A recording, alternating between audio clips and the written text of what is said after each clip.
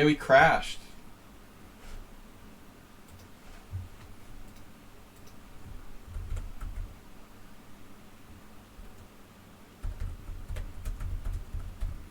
It looks like we crashed and it's back.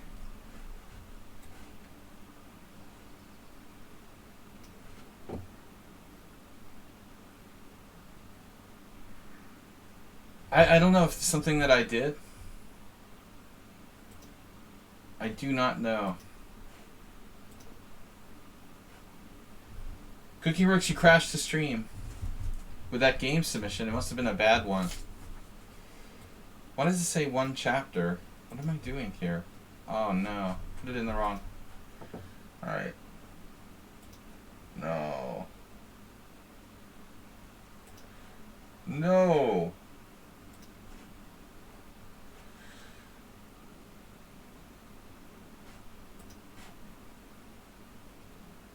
Now we got it. Alright. Hamster turning the Hungarian internet wheel overheated.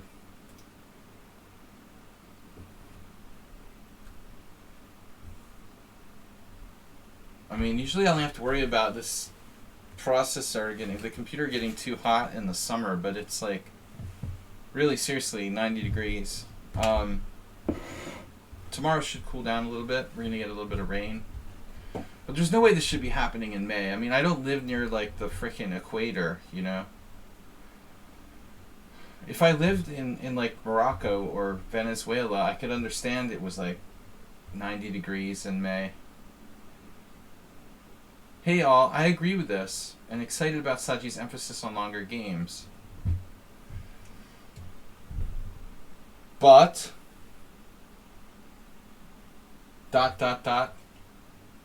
But...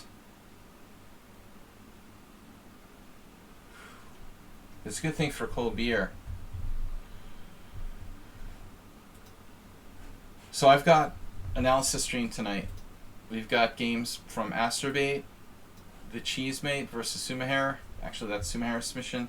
Cooking Works. Now, I think I forgot somebody. Tournament was super tough. I was super lucky. I played like super crap, and I got 4.5 super points. Coach Ah? Is there a game? Uh-oh. Angry cheaters. Cheaters are everywhere. Hey, it's Miro, no joke. Hello, streamers. We've been having some trouble with YouTube streams activating streamer pages recently. Uh-huh. YouTube, not my problem. Alright. Thank you for the notification. So that's it. Mule Skinner sent me a game. I got the Mule Skinner game. That's 4. Alright, it's only 4. Only 4 games. It's an all-time, like, depleted record. Only 4 games. Whew, I can get out of here early tonight. Get to the ice bath challenge. I'm gonna do an ice bucket challenge.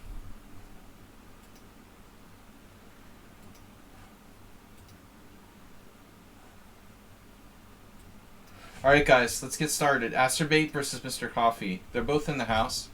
Asterbait is white. I'm extremely thirsty.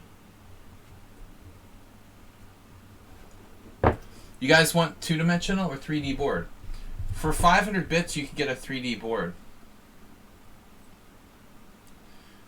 You know Arsenal fan was supposed to be sending a reconstruction of his game with an FM he won. I knew that he said something. I failed to pay careful attention. Thanks, Mr. Coffee. Yeah, he has not sent me his reconstruction. Sounds like an art reconstruction. They're reconstructing the painting. Chess is art. So it's Asterbait versus Mr. Coffee, French Defense. You know, interesting thing I was looking at with one of my students on the Lead Chess Opening Explorer. What do you think about this? I set it to like 1600 average and searched, and against e4 the most common move was e5. I'll show you what I'm talking about. Go to Lichess. How do we do this? Settings, no. Opening Explorer, no. Here, the wheel. Oh shit, I'm on average rating 1600. No wonder all my stats have been all messed up. I don't use this Lichess Explorer much. Okay, what about Masters? Masters is Masters. Lichess, okay. So check this out. I set it to 1600. Blitz, Rapid, Classical, Correspondence. All set? Okay. Now, if we play E4, here's what I was surprised by. An average rating of, I don't know, 1600s, right? I'm honestly surprised by this. One of my students said he wants to work on playing against, he's around 1500 Lichess. He said he wants to work on playing against the Scandinavian because a lot of his opponents play the Scandinavian. I think when I play just anonymous players, it seems like either they play E5, they play C5, or they play the Scandinavian. I would very, very rarely see anything else. Very, very rarely does anyone play the Caro-Kann or the French defense. Yet, if you look here in the database of games played on Lichess, I was surprised to see that French defense is actually more popular than Scandinavian and Caro. Anybody else surprised by that? Like, I'm actually quite surprised. I don't think the French is, I mean, in real world chess, like, maybe in over-the-board chess or master-level chess, the French. So you see it as much? Really? I feel like no one seems to play it, but maybe I'm wrong. Alright. Anyways, it's pretty close, to be honest. E5 is 36 million, C5 is 15 million, and then, I mean, you're drawing, 7 million, 6 million, 4 million. There's not a lot of variation there, so it's hard to really sense that. But I feel like I felt like the Scandinavian was more popular at the lower levels than the French. Anyways, let's go to the master database. And what's that? GM Sean submitting game.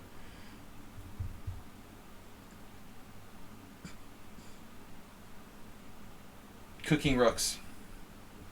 Yeah, but I'm talking about, 1600 and below. That's exactly what I'm talking about. Cheers, everybody. Don't forget to support your favorite streamer with a gift sub. Mr. Coffee this week donated 1,100 bits. Agnes Karajewski 100. Julesy with 5. Schieber Spieler is here. Phew, man.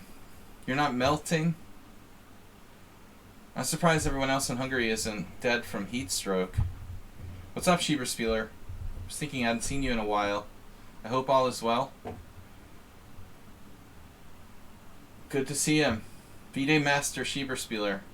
V-Day 2312? Alright, GM Sean here. I'm gonna try to get this game. The Wonders of Chess.com. I said that?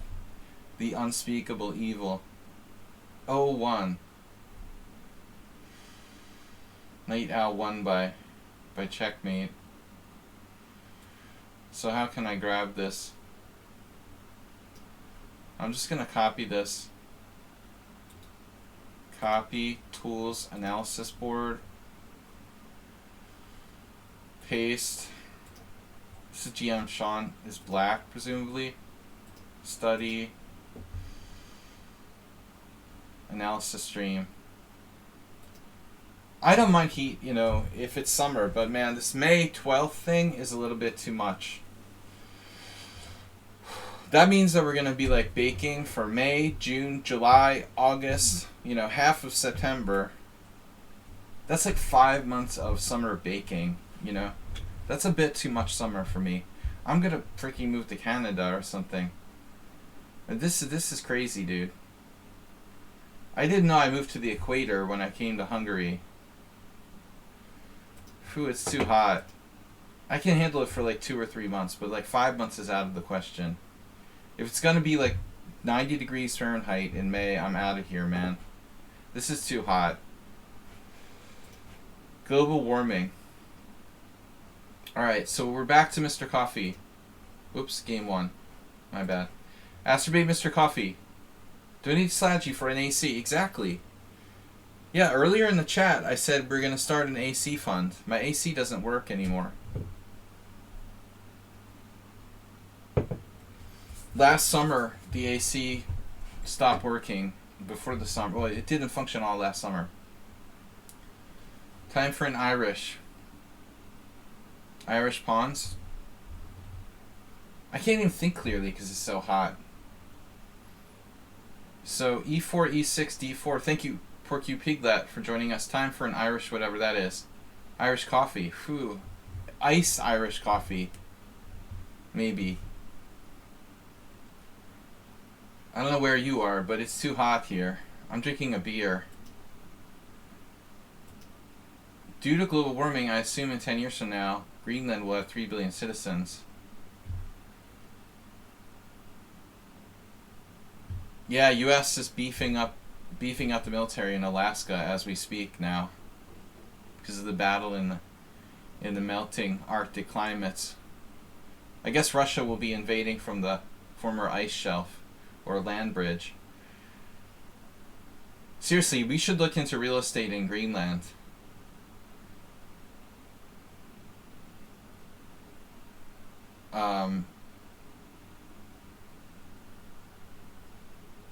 It's too hot, man. Alright, C5. Astrobate playing the advanced French. Astrobate, I think I like you playing this also. The C4. Yeah, I'm jealous. Don't talk about 19 degrees Celsius. It's like 30 here. So Astrobate played knight F3. I'm going to try to focus, despite the fact that my brain is melting. So Mr. Coffee doesn't go for the C takes D. Astrobate, on next Sunday you might see me playing something else, streamer league match. That's Schieberspieler.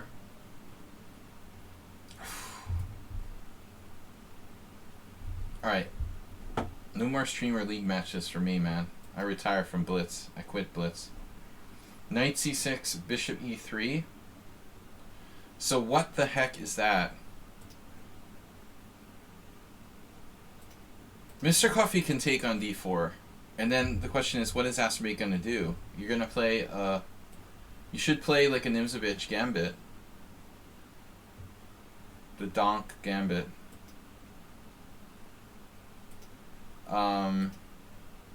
But Astrobate, you really should play C3. You know that, right?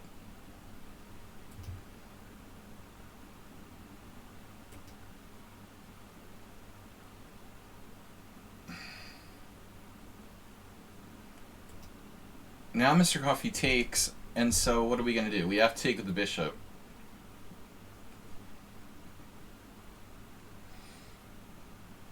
I wonder how bad it is. I also wonder if Mr. Coffee is supposed to play something like Queen B6 instead.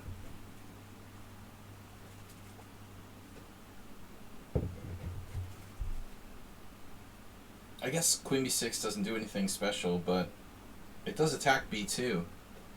I suppose Queen B6, Knight C3 might be dangerous, so it's a little fancy.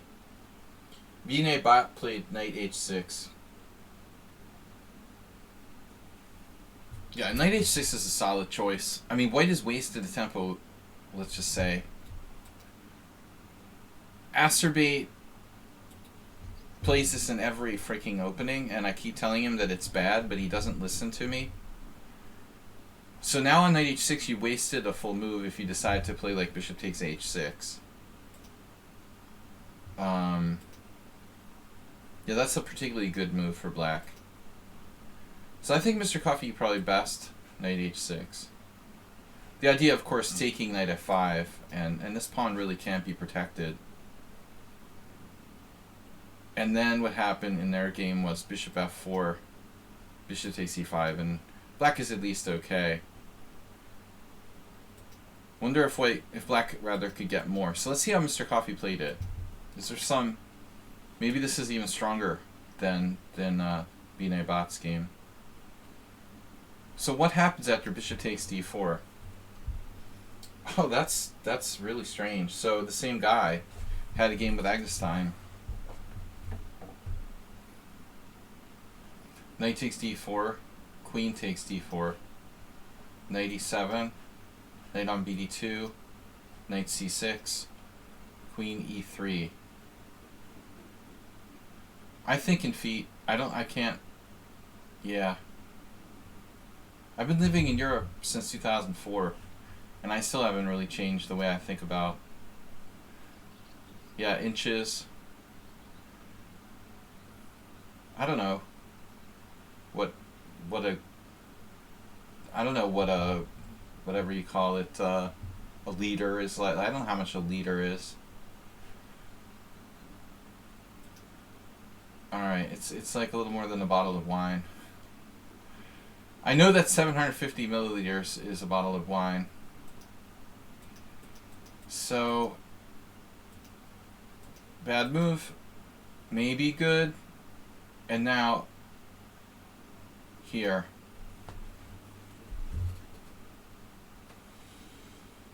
Astrobate, like, it's hard to justify, like, losing a tempo, you know, rather than recapturing this pawn here.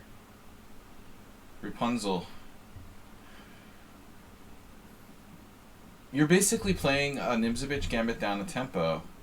Instead of playing bishop d3, you played bishop e3 and bishop f4.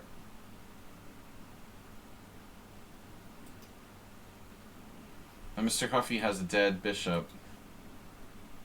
That was the name of our team.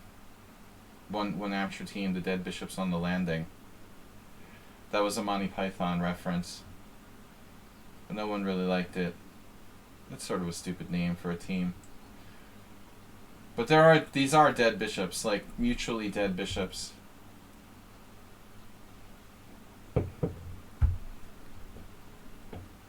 It is protecting the pawn, but it's possible to round it up. Round it up rodeo style. So our Slobate gets back to the Nimzovich style gambit. Mr. Coffey with the greedy queen b6. Are you really going to take that, sir?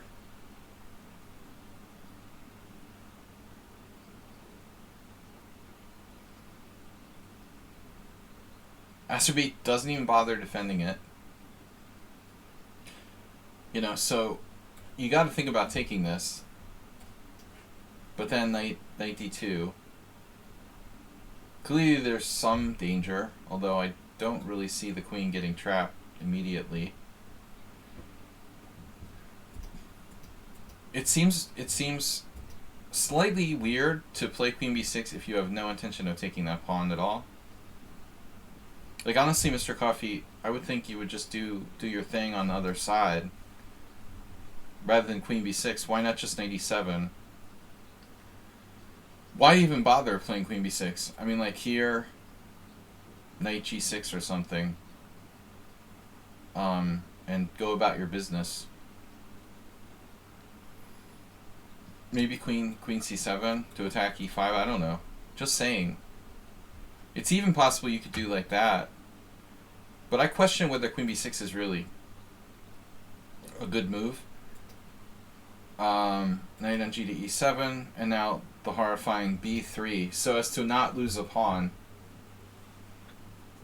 Yeah, Mr. Coffey didn't take the pawn last move, so I don't think he's going to take it this move. Likely. You should really just play knight d2. I guess Astrobate was seriously concerned the pawn was going to fall. So the mysterious ways of his mind. I mean, you could play, I guess, queen c1 if you really want to defend the pawn. It's not a great move. I have to say I would probably play knight on bd2 rather than b3, which weakens your dark squares. I would take my chances with losing that pawn if I were you. And now, what is Mr. Coffey to do? Okay, this looks like a solid move. I mean, bishop d7. But I think he should probably castle kingside. I guess he's afraid of h4, h5.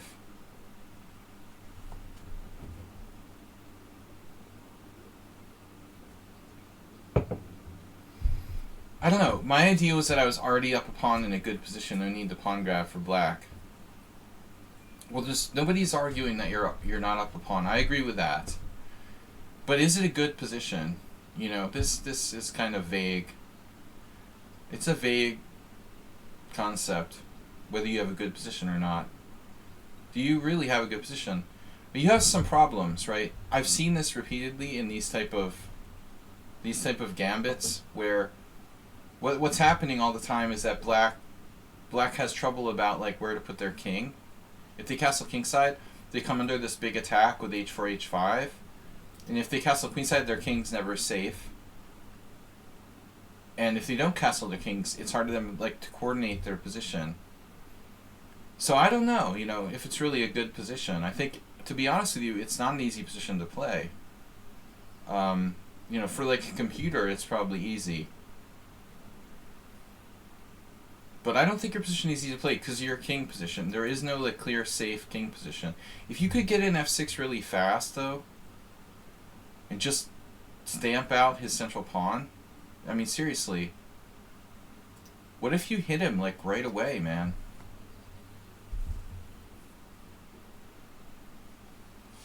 Maybe even f5 while we're at it.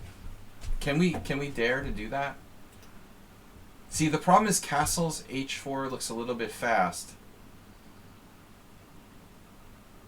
Maybe it's not. It looks scary though.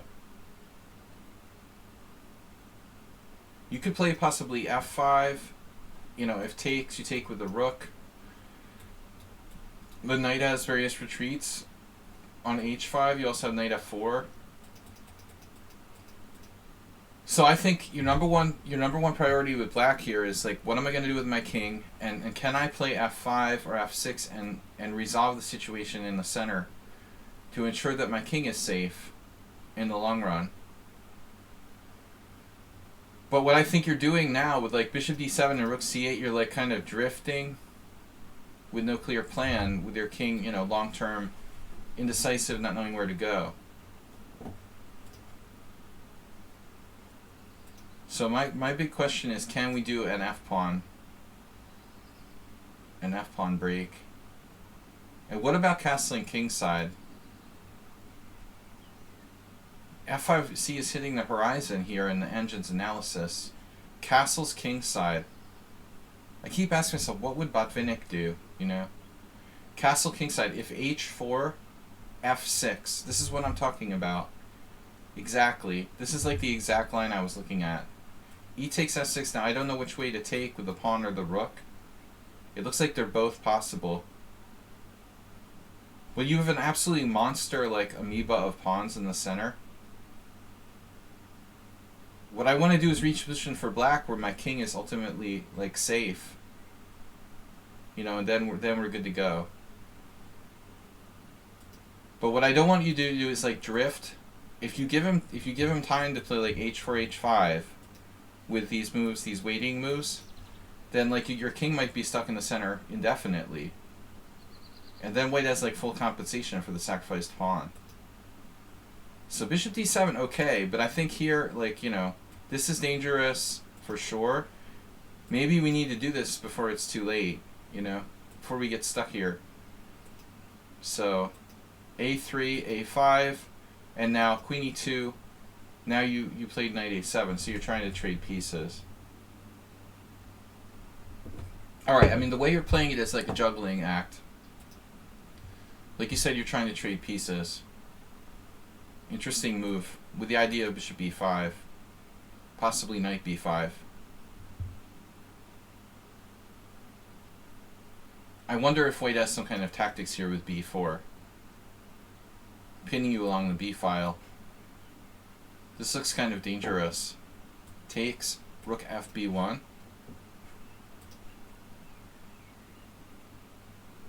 According to the engine, it's not quite enough. But I think an inspired try.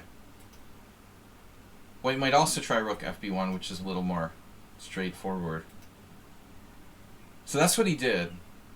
Okay, so the other possibility is if he just goes on the other side of the board. What would you do? With h4. See, I expected this, and then like h5. Let's say bishop d3. I don't know. cd3, knight e7.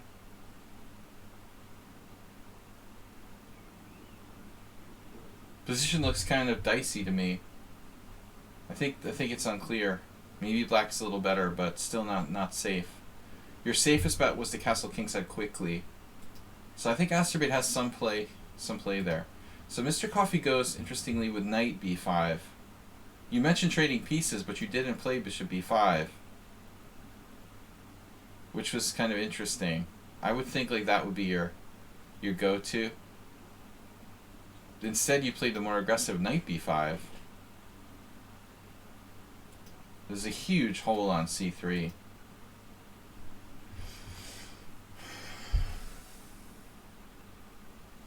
Yeah, retrospect.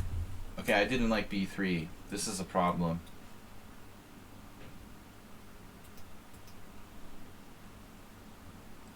So I guess Asterbait should just play h4. If you decide to play knight b5, whatever. You know, if you play knight c3, I can go here. And I could just live with that knight on c3. Maybe white can play king h2, rook h1, like a King's Indian attack, and try to bring some pieces up through the h file. It is basically a King's Indian attack at this point. So basically Asterbait went here, and he just allowed knight b5, and now that's really nasty. It's a fork. But he's in trouble now. He gave up his bishop. And without that bishop, I don't see how white really has much attack. And maybe if he could play that, blockade, but even so. Interesting, knight c4. Okay. Queen a6. No, Mr. Coffee takes it. Wow. Did you have to take it, Coffee?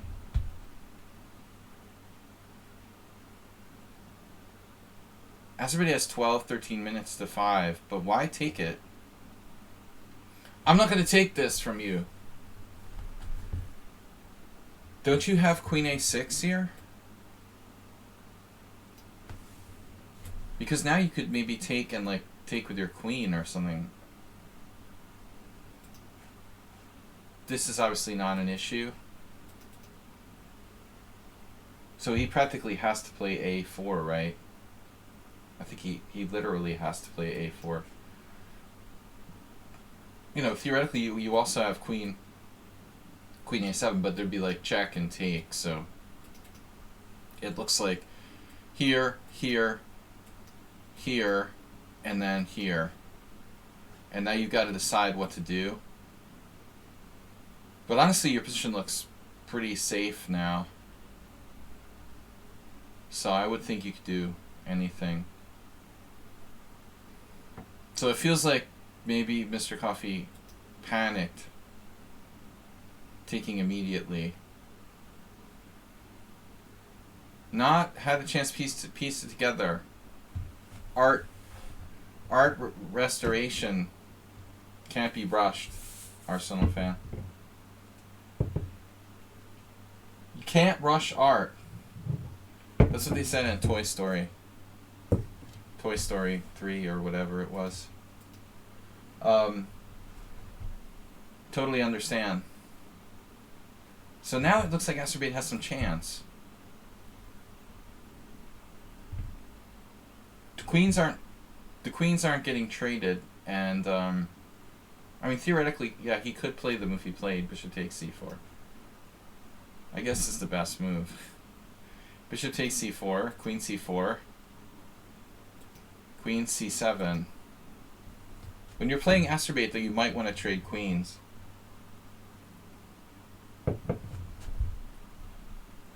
Asterbait is a feigned endgame technician, you know. But,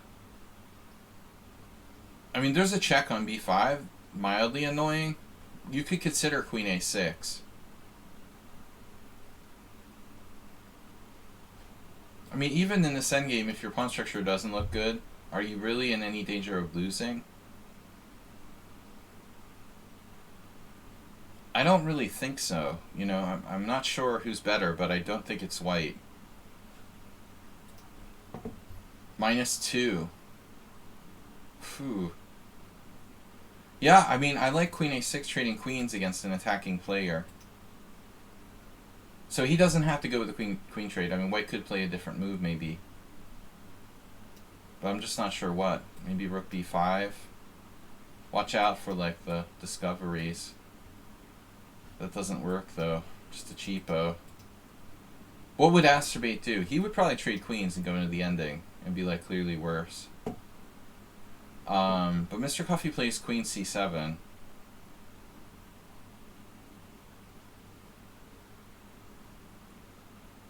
He is up a pawn, but not a great pawn, it looks like. And d4 is about to fall. So I don't really get it. Like, knight takes d4. Bishop takes d4. Queen takes d4. It's a draw, right? I mean, I could lose this position, for sure. Maybe it's not a draw, because there's back rank mate. Even so, like, white has very strong competition. A monster queen. Black's king still in the center. b7 is weak. Possibly h4. I don't think that Asterbate's in any trouble there. Alright. So queen c7, queen b5 check. And then king f8. Yeah, that's... Wow.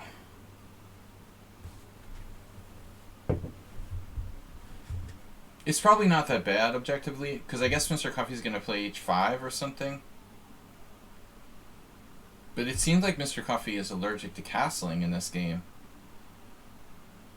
I still think I'd feel better about queen c6 and getting the bleep out of there, you know, objectively.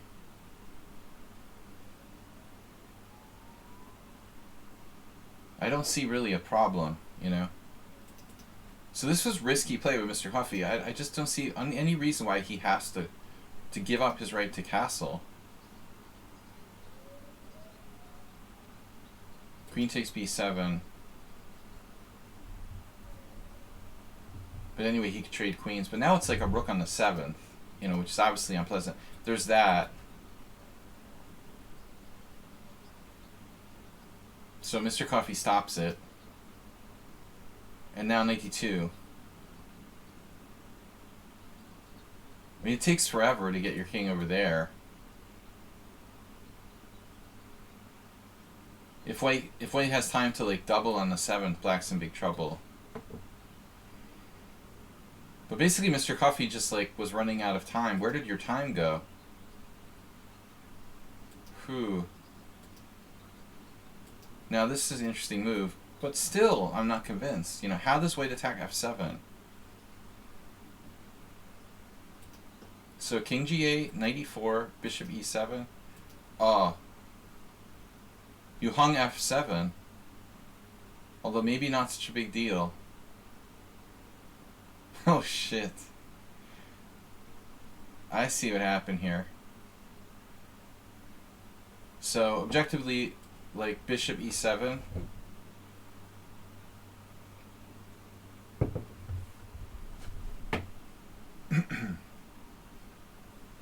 Bishop e7, white will, you know, presumably try to penetrate. I figure, like, this, maybe this. But it looks like black is hanging on. No, I mean, he can't... Well, first of all, he can't easily play h4 necessarily. White can't always play h4, because it is, like, double attacked. He may be able to play it. Black can also play h5, though. You know, if I try h4, black can also answer with h5. So it's not clear that h4 is that dangerous. But I think Mr. Coffee, obviously, you know, should have just done this. And he's hanging on. h4, h5. Yeah, he's hanging on. Basically. But this is a blunder. In the game was a blunder. Giving up f7, he thought it was no big deal. But the problem is the mate. Bishop e7 is still probably a good idea, huh? Not as good as it could be, though. Now knight f6, bishop f6, pawn f6, rook g8. Say your prayers. But it looks like black is still hanging on here. You know, I just don't see how white is necessarily winning, even now. But Coffee hung the mate, man. Ouch. King's suitcase. He's got cement shoes. So that's a cute mate, Astrobate. Nice job. Alright, next we're going to go to Sumaher. This is a game where we played in our tournament on Tuesday. 10 plus 5 increment. Shaki sent a game.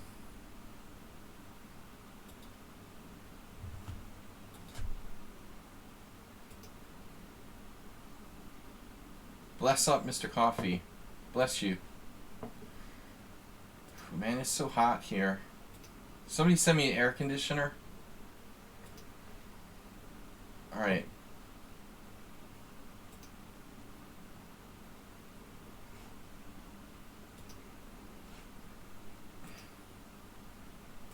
Guys, we're going over subscriber games. Thanks for being subscribers. Shaki submitted a game.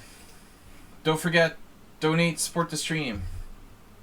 Tomorrow we're going to be back with some Blitz Friday morning. Actually, I should say Rapid. As I told Cheeverspieler, I'm quitting Blitz. So, officially, playing just Rapid for the most part. And we'll be back at 11 a.m. tomorrow morning. Alright, so that's another game from Shaki. We're on to game 2. This is Cheesemate Sumer. AC units. 333 from Cooking Rooks. Cooking Rooks, you're not a hype train conductor? None of you guys are hype train conductors. How is that? I guess it's safe to say that Mr. Slow is a hype train conductor. I need like an ice pillow. How hot is it in the UK, Arsenal? It's probably nice and cool. Man, it's like 9 degrees Fahrenheit, 30 degrees centigrade here. It's so hot, I'm dying. Cheesemate, no, this is game 2, I said. No, that's right, Cheesemate. Phew, the train departed without you Sunday. Man, I need like a cutoff. It's brutal here, man. It's unbelievable. Like I live in Libya or something. We have like Iranian temperature. You're in farmer country? You're not at the sea anymore, Arsenal. I miss the sea. Cooler at the sea. Oh. Alright, Cheesemate Sumaher. We're going to look at it from Black's perspective.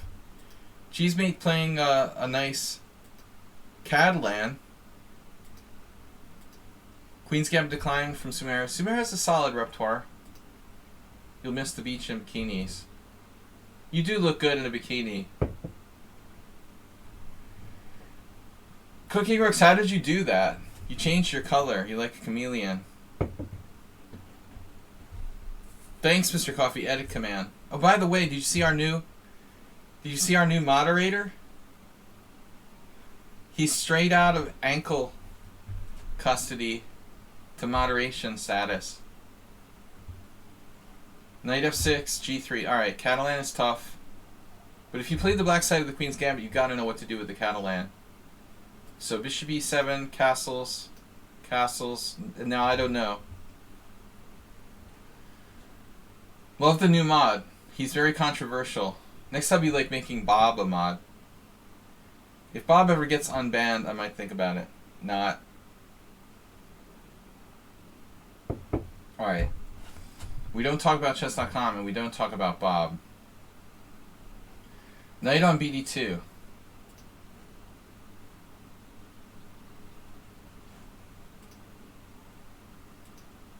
That's 7. I'm getting like my moderator Arsenal here. He always says the board coordinates like backwards.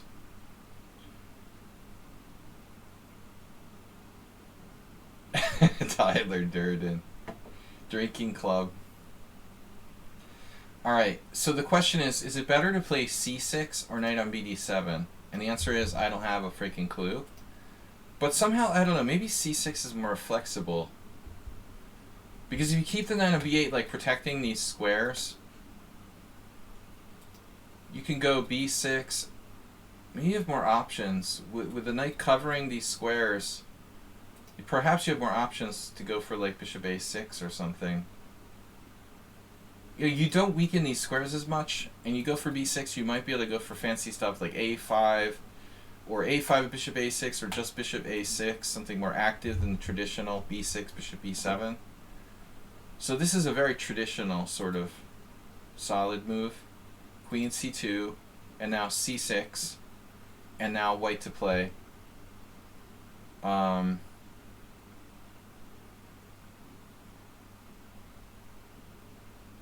Well, there's a lot of theory. I mean, I really don't know that much. I claim that I've never lost the white side of a Catalan, but I haven't played that many. Well,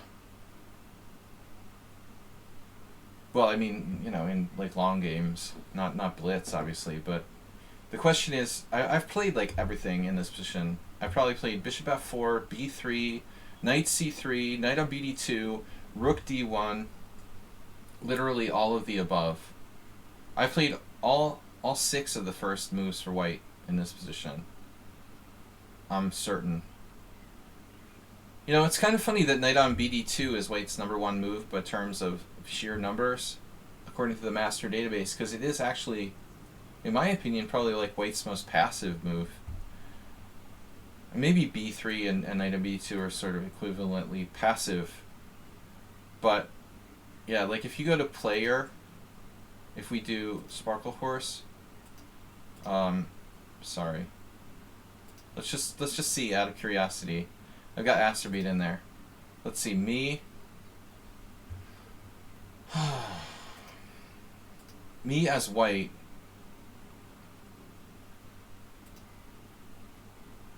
Yeah, so it's interesting. 12 games where I've been white, we have a mix of all 5 top moves. 5 b3s, 3 knight c3s, 2 bishop f4, a knight on bd2, and a rook d1. That's literally, you know, me playing 12 games with white pieces.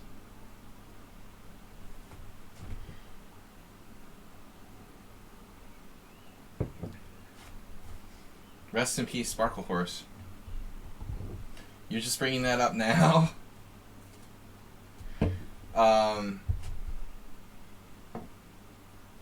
Yeah, he was... The inspiration for my name on Lichess, obviously, is not my own.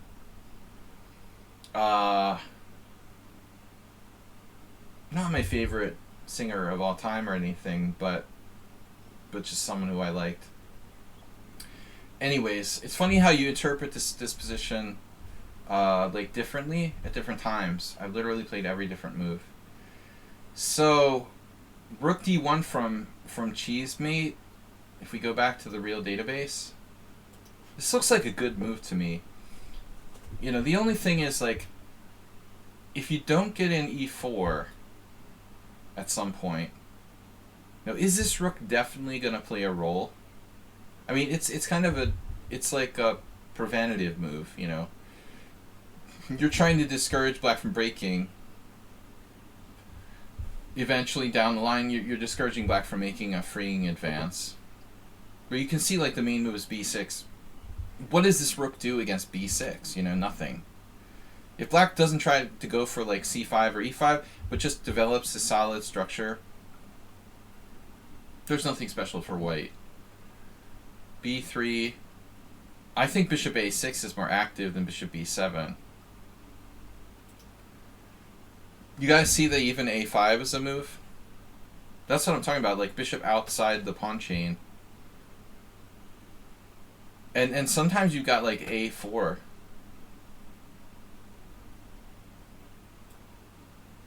Surprised there's no Carlsen games, to be honest.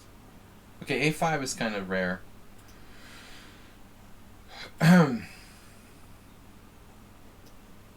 So, okay, rook d1 itself is rather rare, but it's still a good move. Now, I don't like this. Like, I don't understand what a6 is. You don't need a6. You need to do something about your bishop here. Arsenal asking, why isn't knight e5 a move? Well, I mean, you're swapping pieces, dude. You want to swap pieces with more space here? That doesn't seem logical.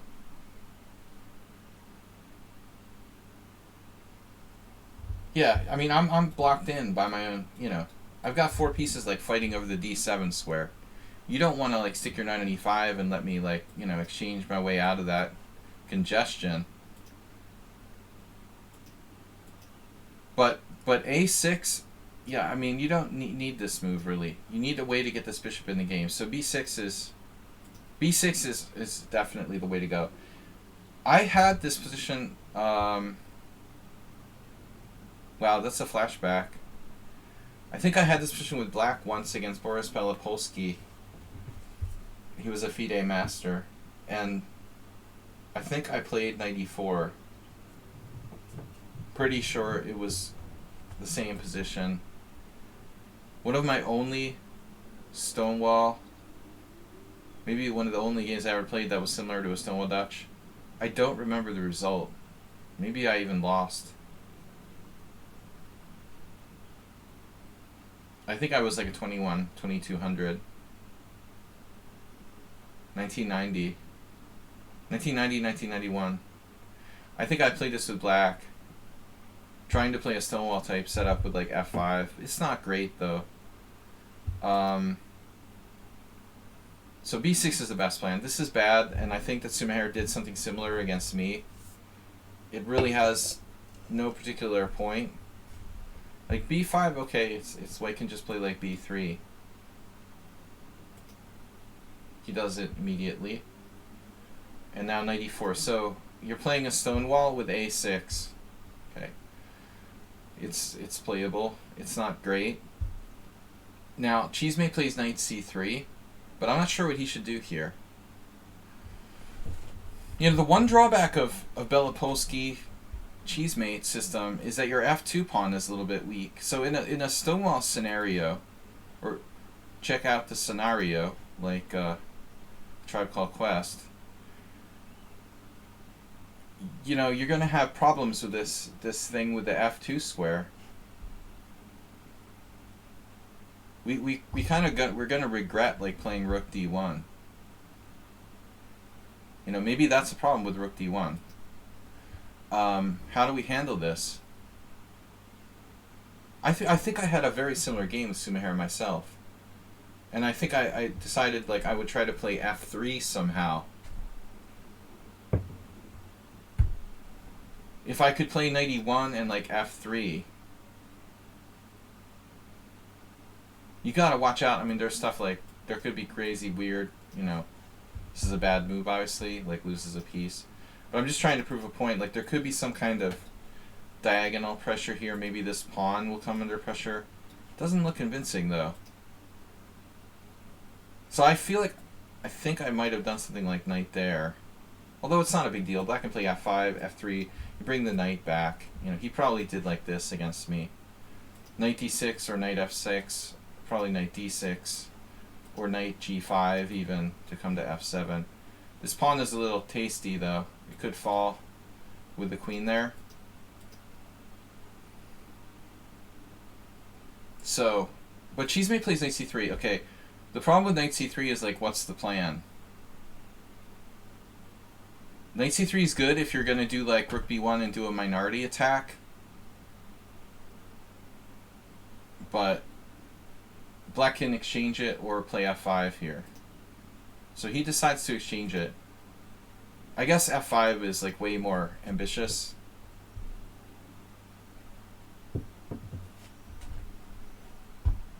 I think I would specifically play f5 against knight c3. It's almost like you have to revert to rook b1 and trying to do b4, b5. Unbelievably, there's a game here from 1999 that actually transposes. White has to be careful about playing e4, but yeah, that would be the general idea, Arsenal fan. Like, say white did this, black did f5, white did f3, we went back, and white wants to play for e4. Yes.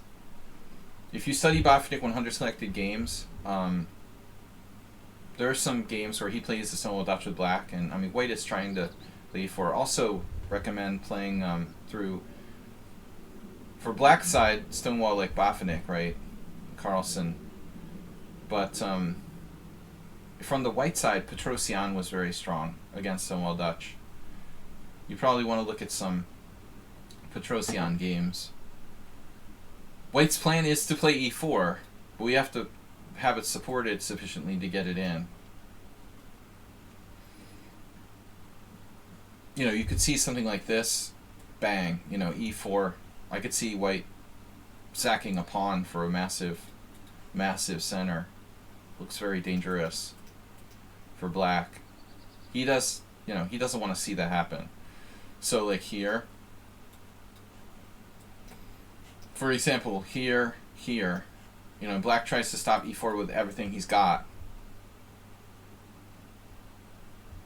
And what happens if you try to do it anyway? Arsenal is stubborn. So let's just say, hypothetically, knight e4, knight e4, knight e4, bishop e4, pawn e4, queen e4.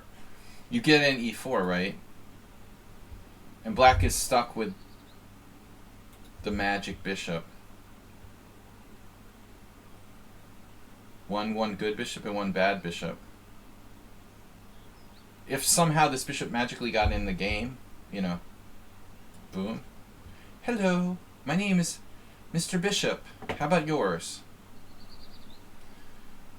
Suddenly, things are not so clear. I've had some instances of something like this happening where I was like, oh shit. I don't think I like this anymore.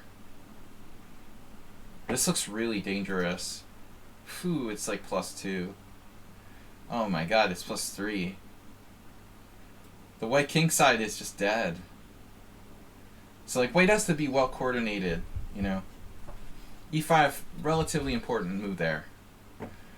Anyways, let's see what happened in their game. So we have knight e4, knight c3, takes, and basically black is playing like a bad Queen's Indian.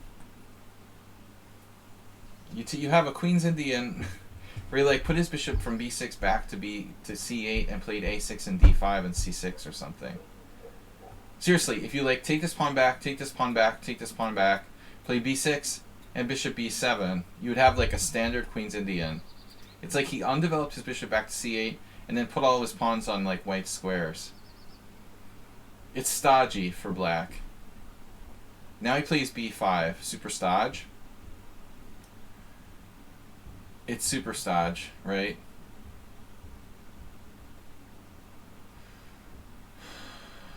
So white would like to keep the tension here, I think, if possible. You know how much I love keeping the tension. But I mean, c5 might be a good move at some point. He plays cd, leaves white with no breaks. Well, both sides with no breaks. And now bishop f4. Unfortunately, it may just be kind of dead after that. I think it's kind of drawish now. Cheesemate fixed the structure, and it's just a dead end. This is like Drawville. Welcome to Drawville. Maybe queen b6 here. He has a7. Well, rook c8 is solid, right? White can play bishop c7 like a computer. Right. No, I mean this is a critical position. You either keep the tension or you play c5, but you don't play cd unless you're sure that you have a clear plan. Because if you don't have a clear plan, what's going to happen is black just equalizes, like what happened in the game. If you don't have something here like clear, this is obviously an important move. Black has rook a7. You also can try to trap the queen. Takes here, bishop b7. This is probably quite interesting. I'm not sure that the queen is worse than 2 rooks in such a closed position. Only like a tiny advantage to white, but not easy to play. Yeah, so I don't like the exchange either. I wouldn't want to do that. Now black equalized cleanly, and this is like interesting. Black's queen is forced to e8. Slightly off center, but not unusual for a Catalan. Maybe cheesemate has queen a5.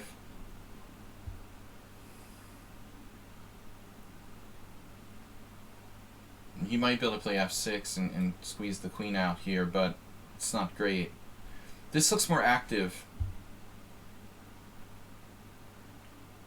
than what cheesemate did in the game. I like this a lot better. He keeps pressure on the a6 pawn.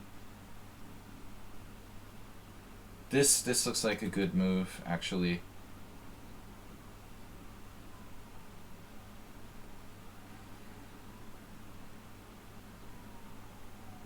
Bishop e4 worked. Yeah, but I mean, it's not an exchange you want to make, man.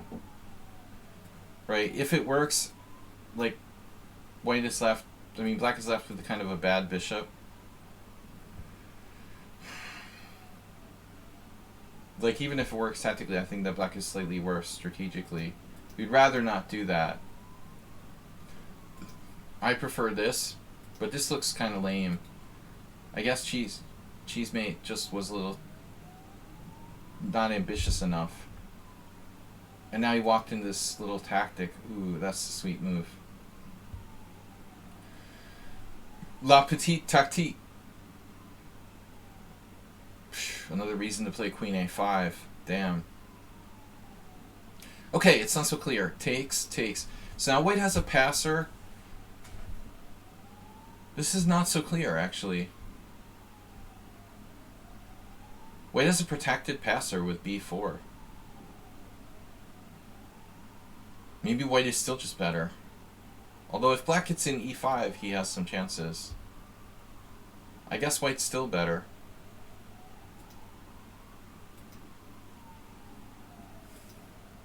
Yeah, now he's definitely still better. So if I was black, I would consider maybe g6. Sumer just wanted to cement, you know, his position. I guess e4 might be a blunder. Might be.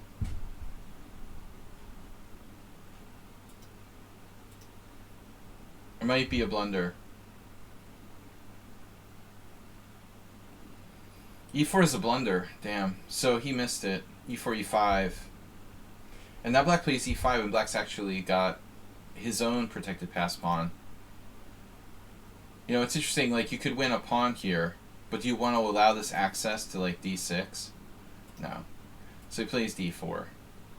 Now it's like, whose protected pass pawn is actually stronger? Not easy.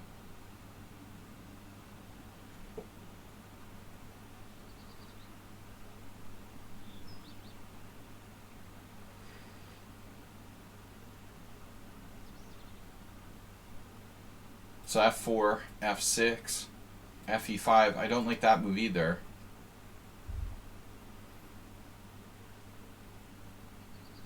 Like, I understand it, but I don't think it's a good idea. He didn't keep the tension.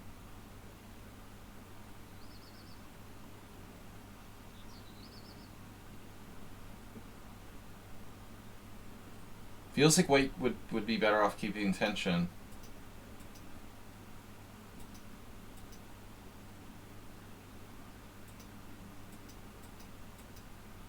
So black's bishop is actually quite strong, attacking e4. It looks like the white king is also way more open than the black king.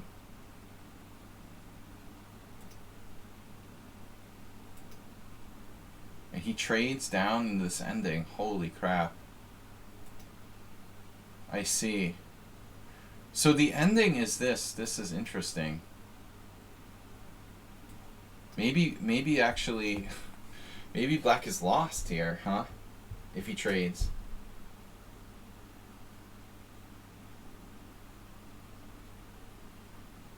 Black's actually lost. Like, we have to get inside the square of the pawn.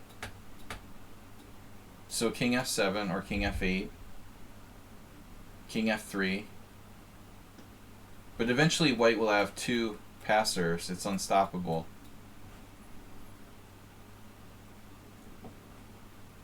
So white would be winning. On the other hand, like, black could just hang out. Cooking Rooks gifted tier 1 sub to ST Brown. Thank you. Yeah, no fighting in the chat. That's why you got the new moderator. So he can handle it, and I can concentrate on chess. Good job.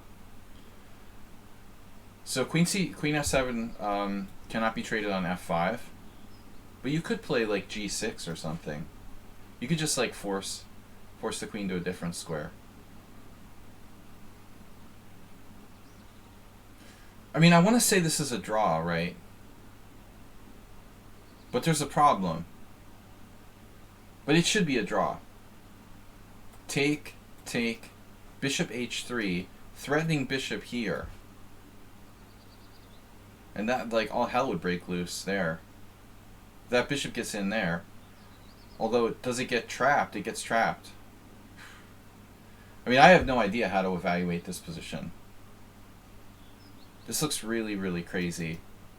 I mean, I don't know if I even want to take this pawn here. I mean, I don't know. I guess black's maybe close to winning, but it's not easy to evaluate. Black should definitely not lose. He goes for this check, and then this ending. So it's basically the same thing. So what's happening here? I mean, I didn't think he was going to trade queens, but I guess he doesn't have any other way to make progress. So, here we are. Is this a draw? It should be a draw. Brawl. I mean, if life is fair, this is a draw. Both sides have a protected passed pawn. It feels like that should be, you know, a Mexican standoff.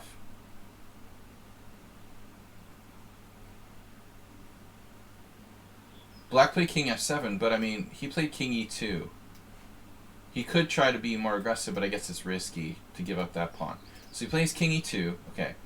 Now black played g5. This is absolutely not necessary for black to play g5 here. So first thing I would do, while it's not a terrible move, I would probably play king e7 to give myself the possibility of coming here, I guess. g5 doesn't really help. It gives white time to play bishop h3. He misses it and plays king d3. Well, he didn't miss it, actually. He had to protect this first. All right. Or one to protect it first. Now bishop h3. Bang. Now I'm thinking, like, white can't be worse, right?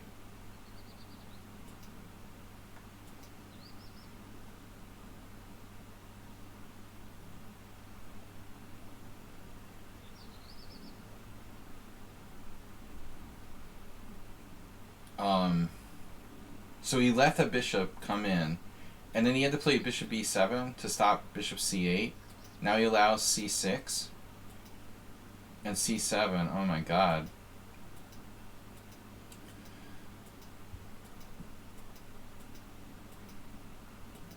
And it's just lost. So that's how you lost. Yeah, so if we go back to g5, I was expecting black to win this game, by the way. Sumer submitted the game. I thought he won. Right, exactly.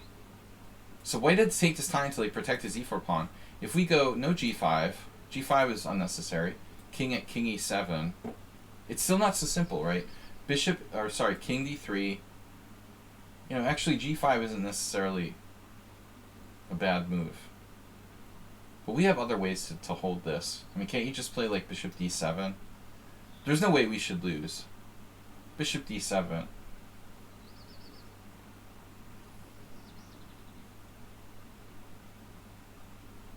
This is a draw, man. It's got to be a draw. Yeah, I mean, so Sumer just underestimated this power to get in there, and he lost the game in a very silly way. Yeah, this just totally holds. Nobody should lose this for either side. Yeah, I don't know if Sumair was like trying to be aggressive with g5, but the move doesn't really do anything. He's putting his pawns on the right color, like theoretically. But first of all, we have to make sure that bishop doesn't get out, so yeah. He just let his guard down. Can you save the position after bishop h3? This is another question that deserves investigation. See, there's like two problems. I mean, not only is there like bishop here, that's the main problem. But is there also like bishop e6, bishop d5? Potentially, probably not a big deal. That's probably nothing. So our only real problem is bishop c8, right? And then takes here. Can you trap the bishop in the corner? The answer is no. You can trap the bishop in the corner, but you know, you're going to get a forward.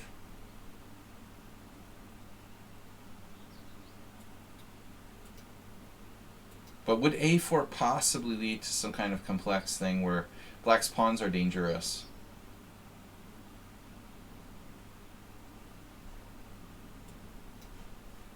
Takes. White doesn't even have to play b5. White could play a controlled bishop c4 first. a3. Something like b5, a2. Huh. Is it possible this is still not winning for white? You have to take it. Black's actually threatening bishop b5 here. Christ. You're going to be lost in a minute. Oh my god. Wow, maybe a4 is like a just losing move. You know, is it possible white is in Zugzwang? There's no way he's in Zugzwang, is there? Where's his waiting move? Jesus Christ. So after king c7, white is in Zugzwang. We can play king b8, king c7 to the rest of our days. Then white can move the king and maybe like drop the e pawn in exchange for the b5 pawn. Okay. So it's not really a true Zugzwang. White can move his king back and forth.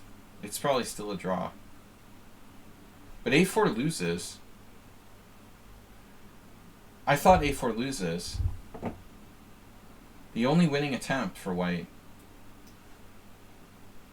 Yeah, it's losing. a3. With the threat of bishop b5. That's a very interesting endgame. But it definitely should have been a draw. Baisanov.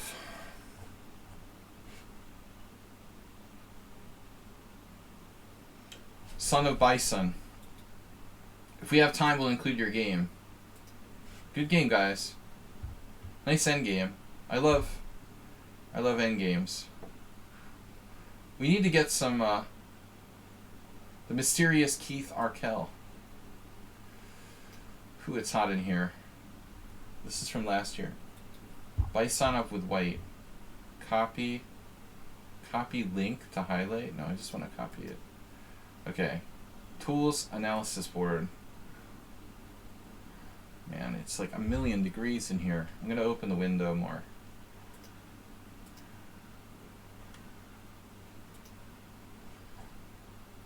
That'll be enough. But ST Brown, you're not Baisanov.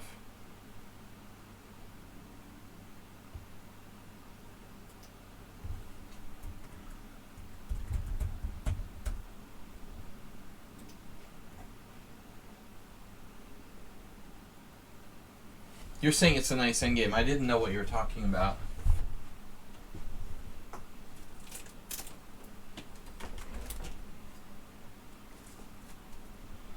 I wasn't sure if you're referring to the game that was just submitted.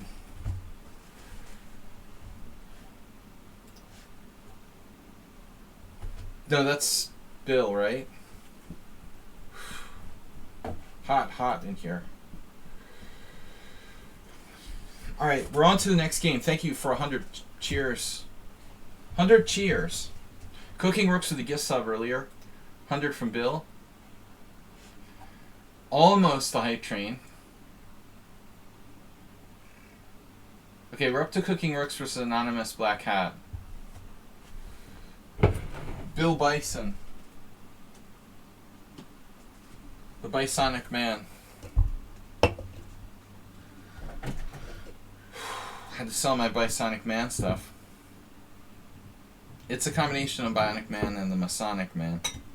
It's a Bisonic Man. He's a religious Bionic Man. Man, it's hot, guys. It's summer in Budapest. So bring on the stag parties. Where are the English tourists? I want to hear some football songs. This is Cooking Rooks versus Anonymous Black Hat.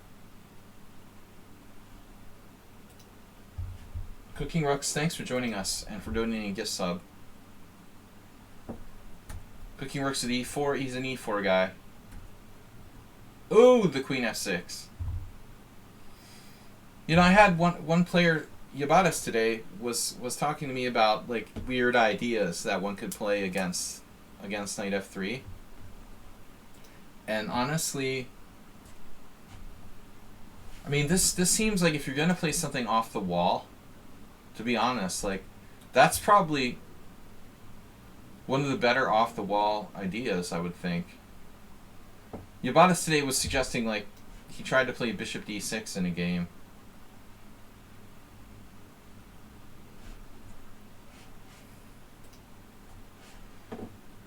I mean, maybe Queen F6 is just a better move than Bishop D6. It's hard to say. It's called the Mcconnell Defense. And Asterbait has definitely had games like this. So I think you've got to ask yourself, okay, what do we do when we face this offbeat move that's not on chessable? What do we do when we're, you know, rated 1,000 or 1,200 and we're facing this move that's not in the books, you know? Well, ask yourself, what is the problem with this move? You know, he's not developing his minor pieces. He's blocking his knight's best square. I mean, I think we're looking at, you know, a lot of times, like, you know, 5-year-old beginners trying to, like, do fool's mate or something. You know, you might be facing someone more sophisticated, though. Yeah, I mean, to be honest, like, Hikaru, of course, famous for playing, like, Queen H5, Knight C6, Bishop C4, G6, Queen F3, etc., etc.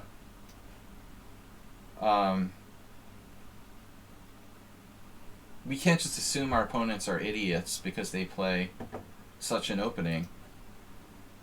We'll say, well, it's probably an idiot, but we can't be 100% sure. You know, it might be a good player just trying to be creative. But what's the way to punish this move? You know, in any case, whether it's a strong player or a total noob. Knight C3 is really tempting because we're hitting Knight D5, right? I mean, there's also Queen E7. Once I saw Ed Formanek, who's an American IM, play this against my friend Alex Ivanov, he got absolutely destroyed. But I mean, Queen E7 is even better, you know, it's even more respected than Queen F6, actually. It doesn't block the knight from coming out, it blocks the bishop from coming out. They're equally weird, right? But I think the queen is slightly less exposed on E7 in its favor. But yeah, I mean, if you let them get away with this, it won't be such a bad move. You have to open it up quickly, I think, against this queen move. So while Knight C3 is not a bad move, I think our number one candidate has to be D4. You definitely can't go wrong with Knight C3.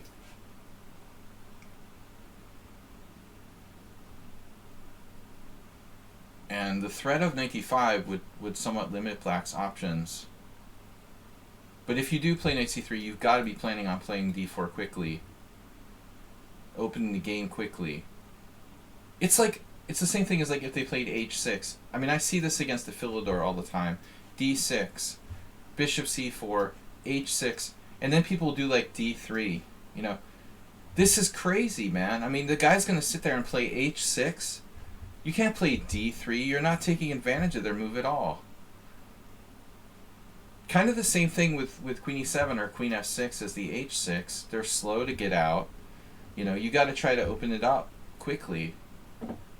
Yeah, this was a little scarier than h6 because he has some threats here. But I think we play to open it up. Knight c3 is not bad. But now, definitely you hammer him with d4. This is a super, super big mistake. Their move is almost like valid. I think in a closed structure, queen f6 ain't that bad, you know? In a closed type of game, h6 isn't that bad. Queen e7 isn't that bad. But maybe, you know, maybe c6 is actually, maybe this knight c3, knight c6 is not such a valuable inclusion. I wonder. Is it better to just go with the guns with d4, you know? Do we want to just open it up? I mean, there's the classic thing, right? Where we try to play for mate on d8. Black can hold with queen d6.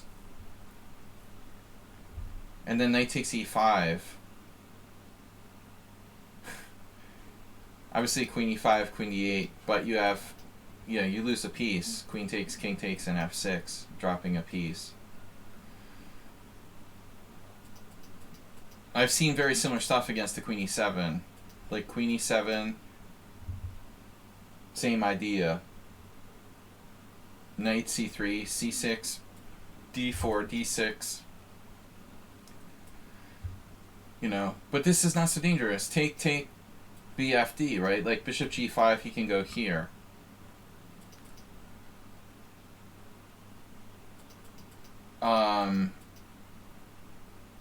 But queen f6. No games in the master database. That's unbelievable. That's hard to believe, you know, honestly. Like, look at c6. There's actually like 8 games. Is that crazy, or is it just me? There's 8 games where people played c6. There's a game where Pragnanatha and Wei Yi played b6. There's like games where people played g6, but no one played queen f6. I mean, this move doesn't even lose a pawn. Yeah, it's played in the Roy Lopez. The move doesn't even lose a pawn, man. You know, pawn to be wild. Yeah, I mean, it also blocks the bishop there. But that's not even the biggest problem with it, to be honest. The biggest problem is after this,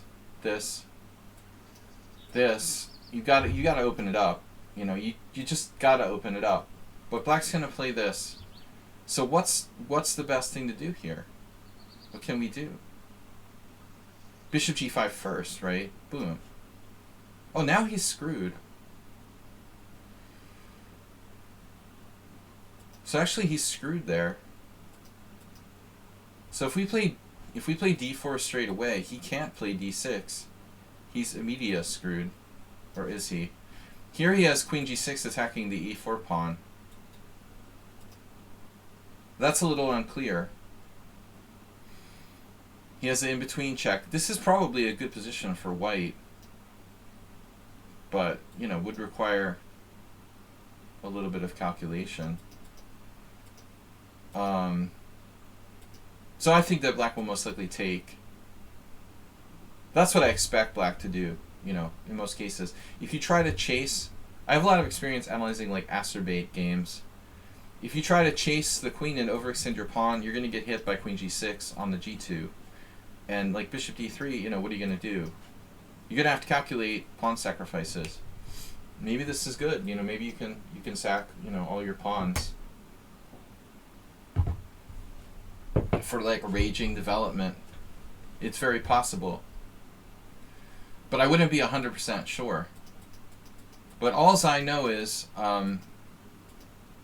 we want to open the game. You know, this is definitely a big lemon. And now a4. Under the circumstances, not really necessary. You got Mamedyarov coming on the king side in some lines, but he'll probably, he's safer playing just g6. a4 is not a bad move. This is pretty unimpressive, but there's not much you can do. I think this bishop is pretty much as good as it's going to be right now. You need to sort out your king side, so g3, get the bishop out this diagonal. Now you should play g3. When you put your pieces like this, just to illustrate, why don't you put your pieces like this? I just want to illustrate something here. The problem is when you have your pieces in a little box like this, they're not coordinated. They're interfering with each other. There's no room for maneuver. And black's pieces are better spaced out. So while bishop d2 isn't a bad move, rather than play bishop e2, we should try to play g3 and bishop g2, so your pieces have more room to move around. d6 here, see? It's superior to play g3. Yeah, you have a problem with the pin. You're going to have to calculate, though. Maybe you should live with that and kick this out later. But anyways, alright. Bishop e2 is okay. Here, castles, bang. d5, he has a strong center. Rook e1. I'm starting to kind of wonder a little bit. You might even consider taking here, to be honest with you. Black's still in a kind of weird situation. I mean, his king is on e8. All of his pieces are on the back rank. His queen is on f6, guarding the pawn on e5. But at the end of the day, this file can still open up. You're still, ahead in development, theoretically. If you could get a quick rook e1 in, you might be able to get something gone here. And as Richie Arsenal says, knight b5 has some weak, juicy squares going for it as well. In other words, d5 is too ambitious. Rook e1, pretty subtle, man.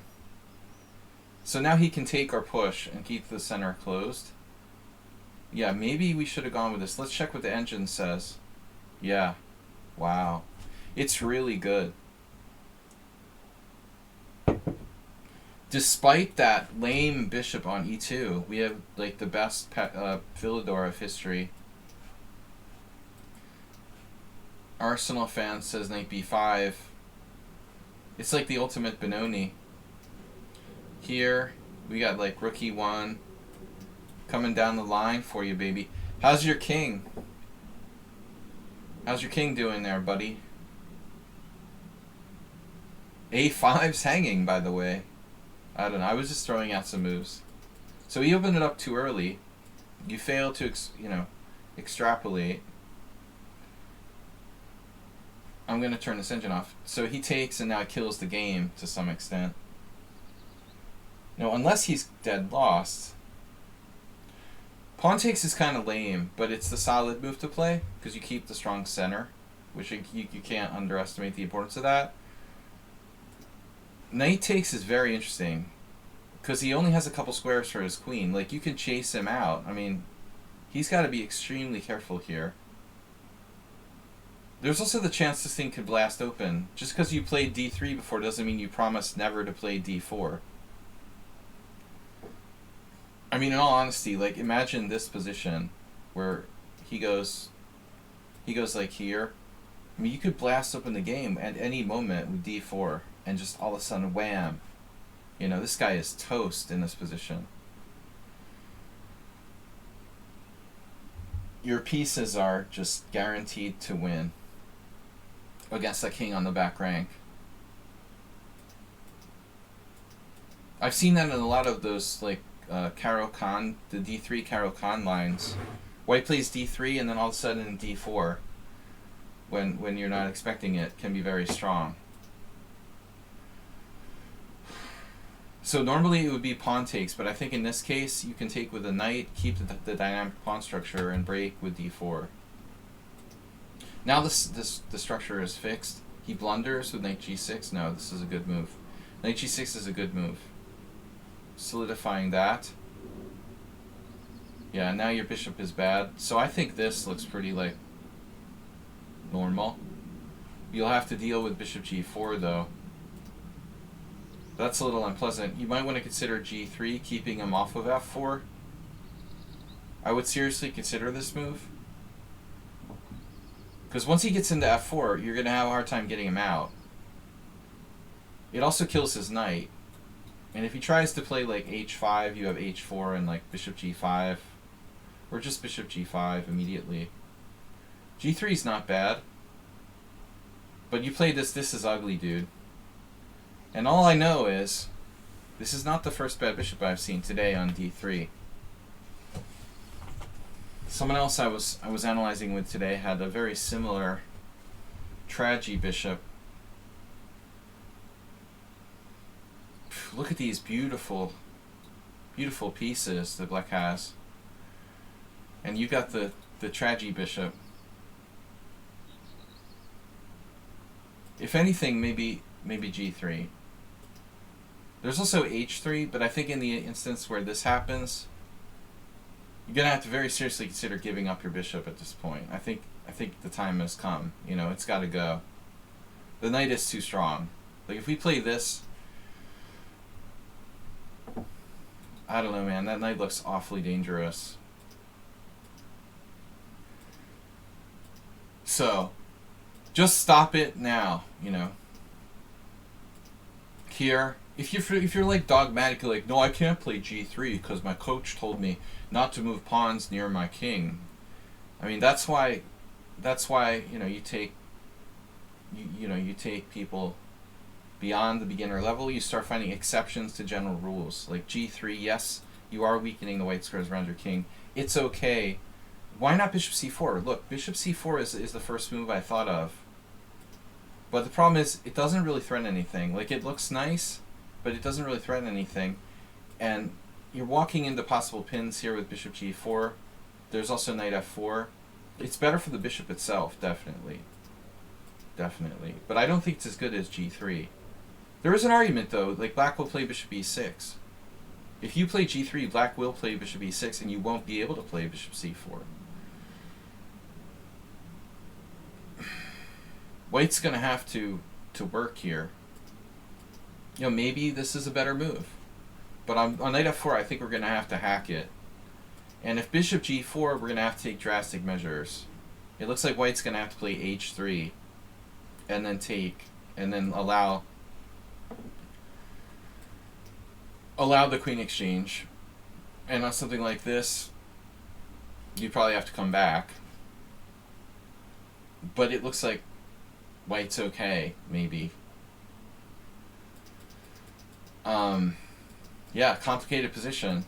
Here, bad. Now we got, bishop h5.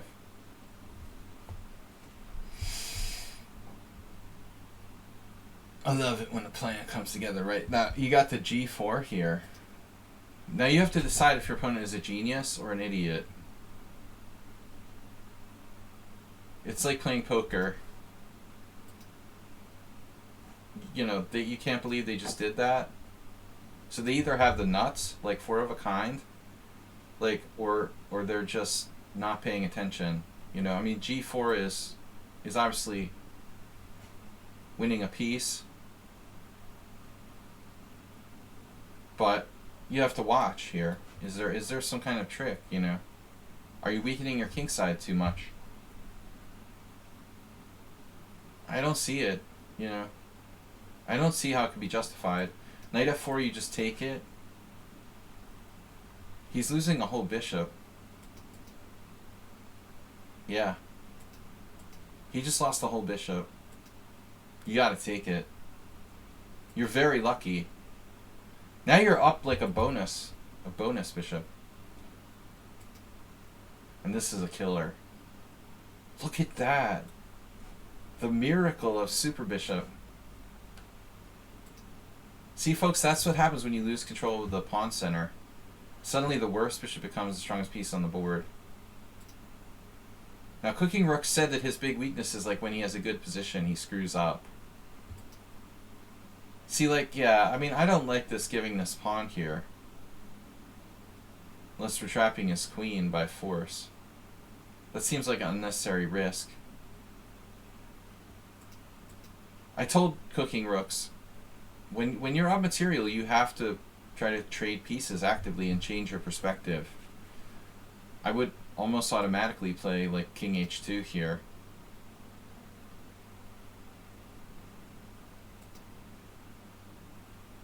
King G2 or King H2. But you like went aggressive when you're already up a piece. Queen takes H3. Now I would like to trade queens. If I could, sir. But if Black's smart, he won't let you trade queens. Obviously. This is a solid move. And then that passive. So Queen H4 maybe more active. Here. Yeah. So now is his last chance. I mean, is castling legal? Why didn't this guy castle? He doesn't know about castling rule, I think.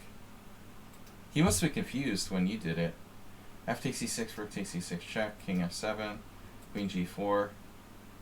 Yeah, you're all over him now. Check, here. And then, speaking of Bishop C4, yeah, you're just winning the Rook. Okay. So obviously he has to play like King F8, but he's just down a piece on an ending. Ooh, it's even worse. King F8, Rook E8, Queen E8, Knight E6 check, King E7, Queen E8, King E8, and Knight C7 winning another Rook. And that would be, all of his Rooks would be cooked. So after King G8, yeah, he just loses everything. Ugly. Alright, man. Thanks for the game.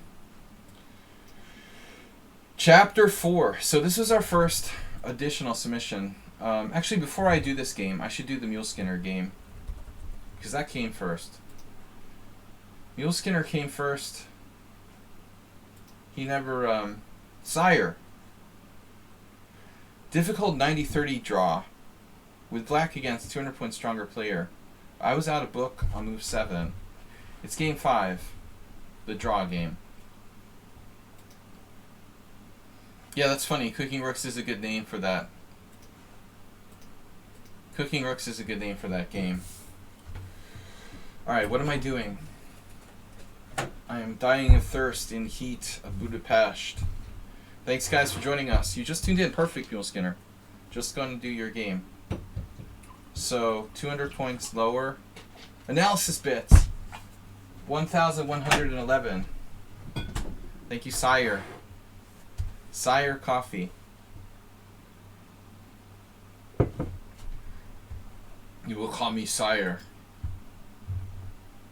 So, bye, Arsenal. Arsenal, you're out?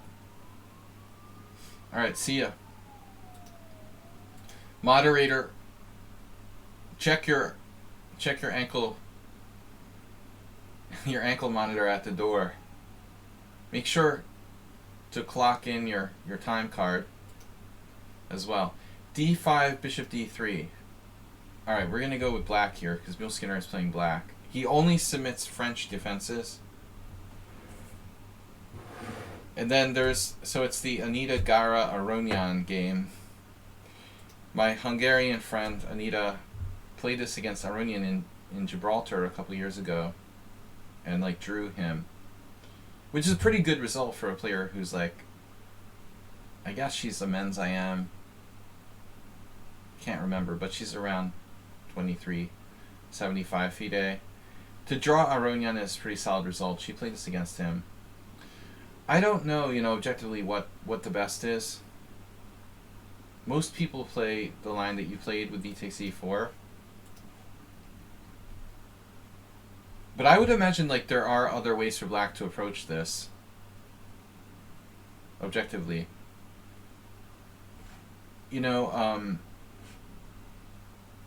I was thinking also, for example, against the winnower.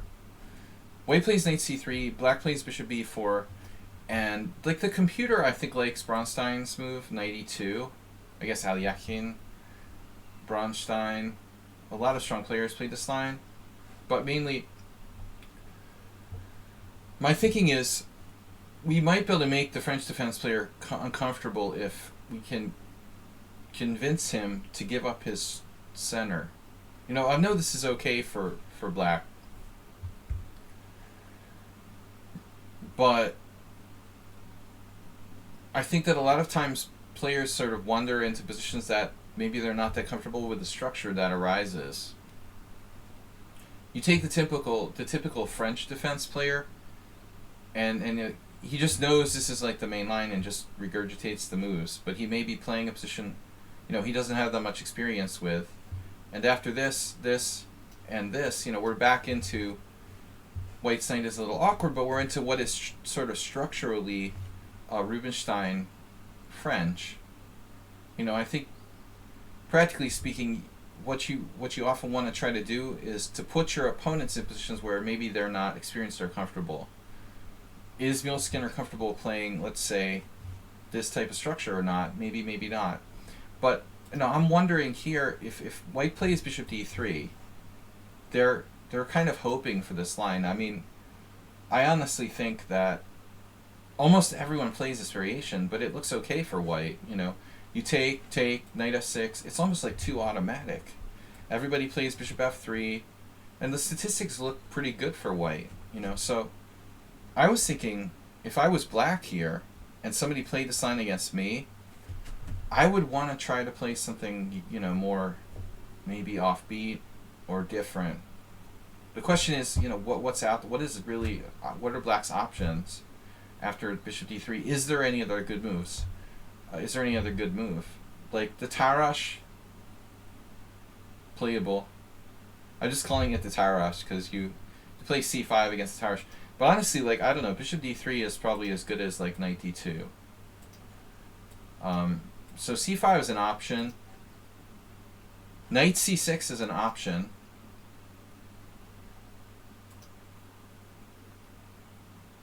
And there's like the Nigel Short approach to these type of things where you just like, you make a random move like h6 or something, a6, or bishop e7.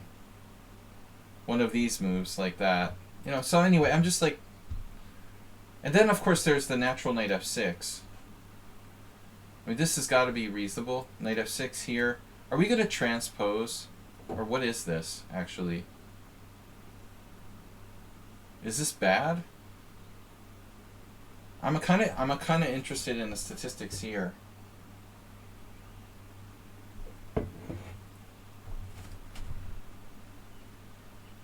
I know that Mule-Skinner plays, for example, he's played in the Tarash knight d2, knight f6.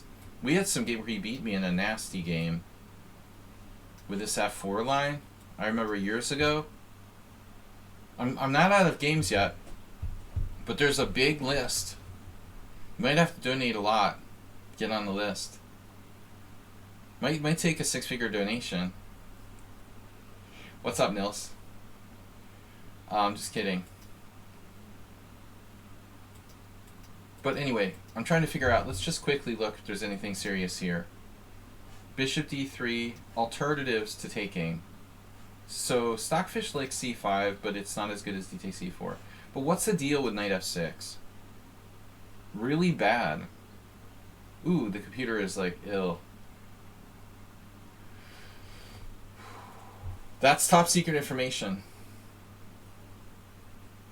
There has been a Supreme Court leak. No. Supreme Chess Corp has not leaked the number of games in the list today. You better check with Chess Leaks. Find out how many games are on the list. It's a big mystery. Wow, look at the statistics here. So, black scored 34% wins. An awful lot of white at the higher level. So it's probably just the noobs that are struggling here with white. Check with the financial. Check with the financial department. I've got we already had a game from Nils. This is already a Nils game. Oh no, that's a different game. Yeah, I've got that's the wrong study. I've got like 3 or 4 more games. So computer doesn't like this at all. Knight FD7. So what's the move? Knight E2. Not Knight F3. But C3 has a good score. So what is that, like a transposition?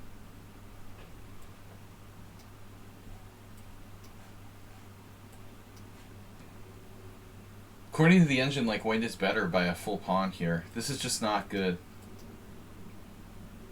Uh-oh. Nils, your game wasn't... I'm sure it was interesting. Your game had to be interesting. But what's interesting is a lot of noobs played Knight F3 here, which is really not a good move. Including Grandmaster Gusainov. Although you never know, like, it could have been a different move order. Anyways, alright. So this is the established main line. Take, take, and now there is a possibility of C5, it looks like.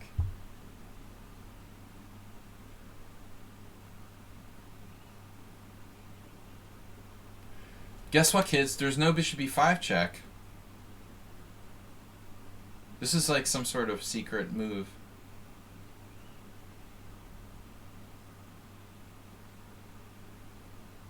I mean, D5 is nailed by Knight F6, right?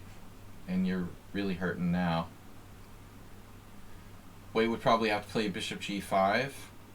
I have no idea what's going on. It looks bad. Phew, Queen A5 check, Bishop D2. Queen A5 check, Bishop D2, Queen B6. How to lose the initiative with white. Yeah, so this is a key. This is a cool idea. C5 right away. Knight E2. And now Knight F6 would maybe transpose back into the theory of the line. I think we can find an improvement somewhere. You messaged me the game. Nice.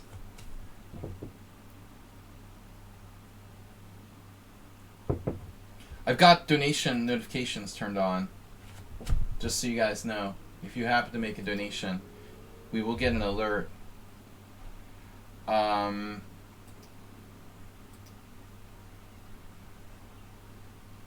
Anyway, alright. We're going to transpose. Here, here, here, here. And then here. And this is the same as Gara. I think Gara's game. Aronian Gara. But I don't remember. So, very easy line for white to play is the problem for Mule Skinner. Whoever like plays this line has memorized this like very narrow line, and you're never gonna get them out of it. So it looks like Mule Skinner knows his stuff though. He played E5. This is a surprising move. It's kind of a surprising move.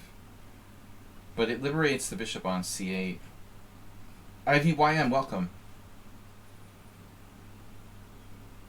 This feels wrong to me, although it's aggressive. It feels like the kind of move that would leave white with some kind of tiny edge or something. But you're threatening to win a piece with E4.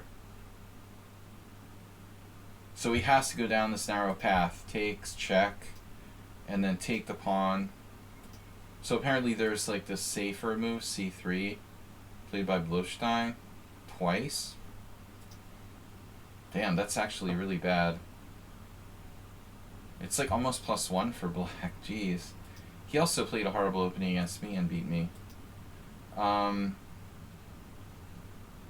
D takes E5, Queen D1. So we got an endgame.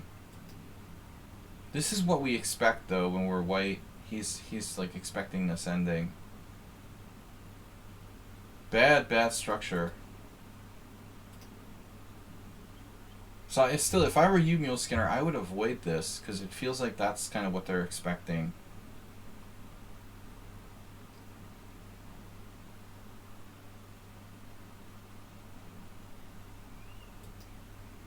Damn, look at all the games.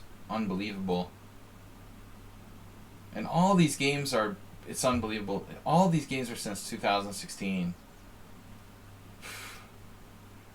Became very popular. It's a trend. So you found e5 at the board. Yeah, I would have been disinclined to play that, honestly. It doesn't look like the safest move.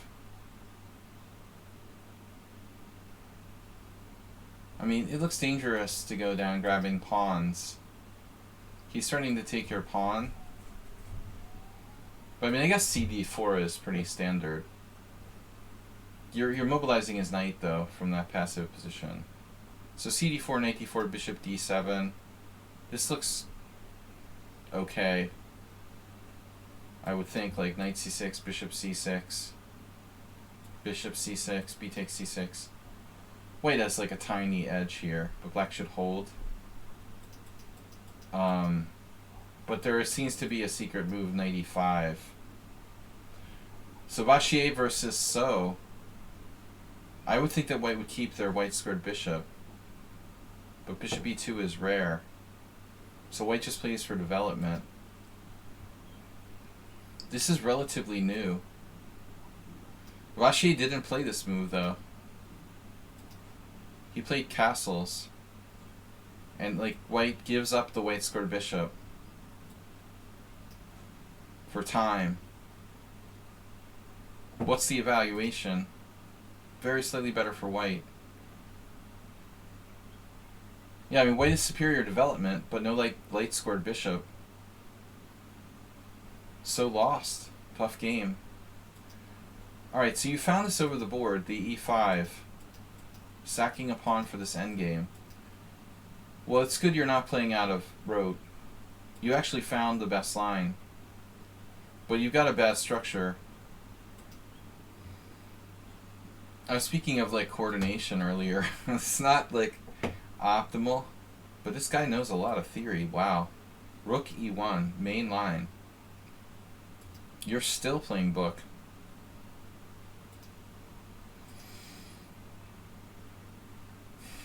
I guess black wants to castle queenside. Like, how are you going to get your king out of this position quickly? No, I'm saying, like, your opponent probably has it memorized. This is really not a great square. I think, like, it's kind of a one-trick pony, and then it's going to be nothing on that diagonal. But the main thing is that you get the castle queenside and get the hell out of the e-file quickly. You know, objectively, it looks like maybe you would be better off leaving your bishop on c8, but how can you, deal with this? I want to look at one other thing. Back here. When he takes and you take on d1 and he takes and you played this, I mean, can you take this here? Is this really awful?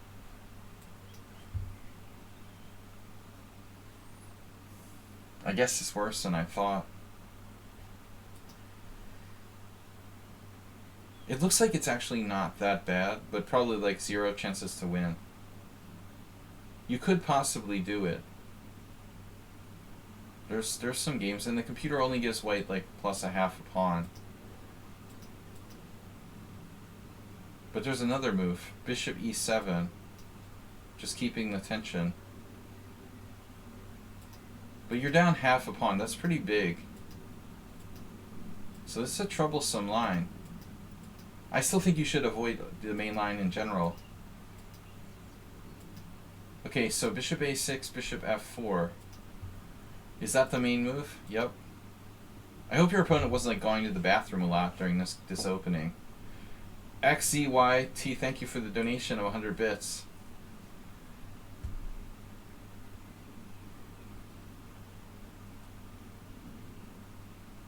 So you even found the main line here. Though you don't have that many options. F6 is really ugly. That's extremely ugly.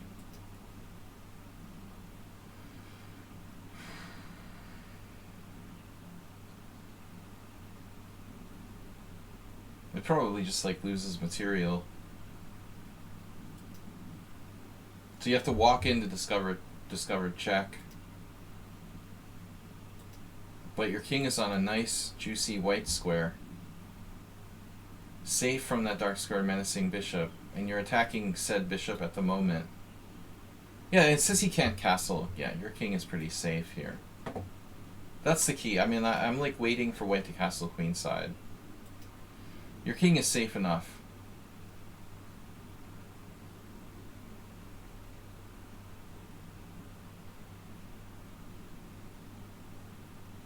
But I'm just wondering how to coordinate this position.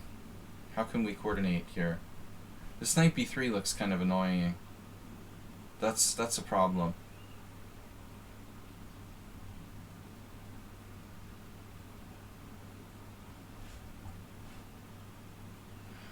No, I mean, I'm telling you, he had it memorized.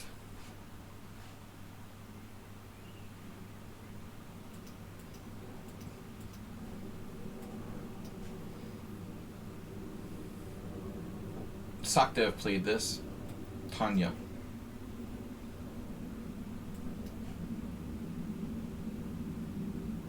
I guess this is more solid if you trade that knight off and he doesn't have the ability to come there. She actually lost this position. I mean, I don't want to say that I'm never going to lose this position, but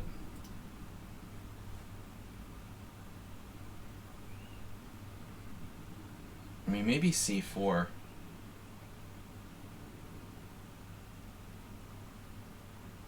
I really think that black ought to play c4 here at some point. But I knew this bishop on a6 was going to be a problem. I'm not convinced. You know, maybe Milskinner's move was better.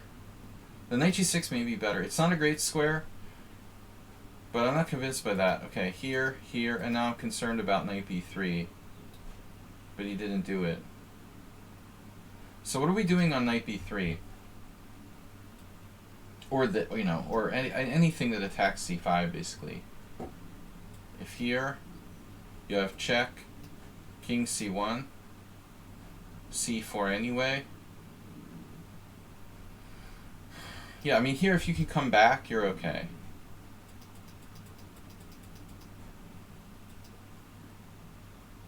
So the computer was calling this +1. That's not good.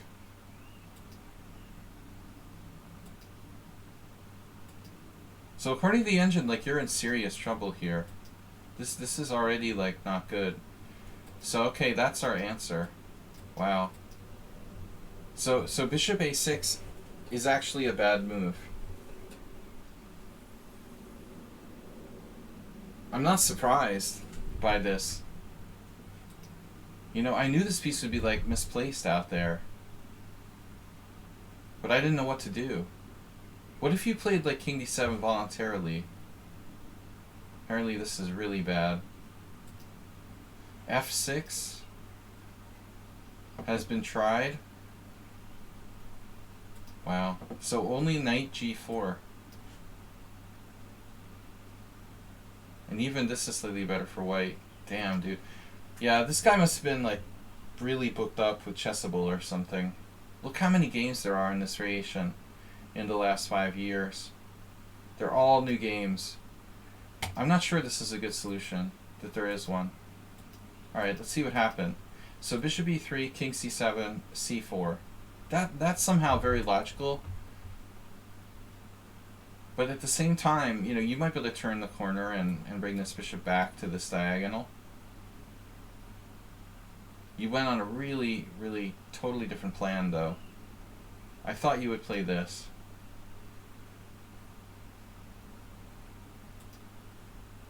Maybe rook d8. He's just going to play king c2. Anyway. So here, that's good. You got him distracted. And now your bishop comes to g7. That's beautiful. This is not so beautiful. You have to play knight f5 now. So you have beautiful pawns. This is the bookend formation. No, you don't have beautiful pawns, but you have a great dark square bishop at least. Well, sooner or later. He's got this locked down. Unbelievable. Alright, do we want to bring this back at some point? I suspect f6 will be an important idea. In fact, can you play that right away? Can you play that very quickly here, sir? Sire. You need to get these bishops active. Bishop c8, bishop e6, f6. Maybe f6 directly. Sack a pawn. Then like bishop here. He goes there. It's not going to work. Okay, we can prep it with like rook d8. He moves his king. Now f6, no. So it looks like you're going to have to prepare f6 somehow. I think actually like rook g6 with the idea of f6. This has some flexibility. Like laterally, you have rook h6, you stay on the g file, you have f6. You know, the problem is like g3, f6, bishop c3, bishop d6 threatening, bishop takes here, king c2. You know, and eventually you might be stuck in a position where you're literally like you run out of threats and your structure is just like lost. So like rook h6, knight f3 isn't, you know, is going to drop this pawn. So he has to play something else. Rook g2. We run out of gas, right? Then we go to the e file. Yeah, you still have h5, h4. But it's ugly. You might have enough here to hang on. It's like -2 according to the computer. This is really compromised. Maybe you can play bishop d6.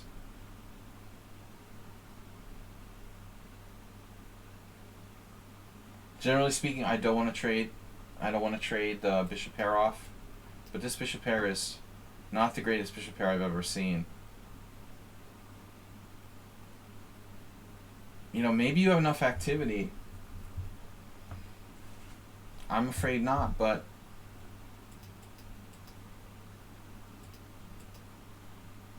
you gotta find something. Well, your plan was to play f6 here. Right. Right. So he probably like has a problem now. Nice. No, this is a great move. I didn't see you could do it that way.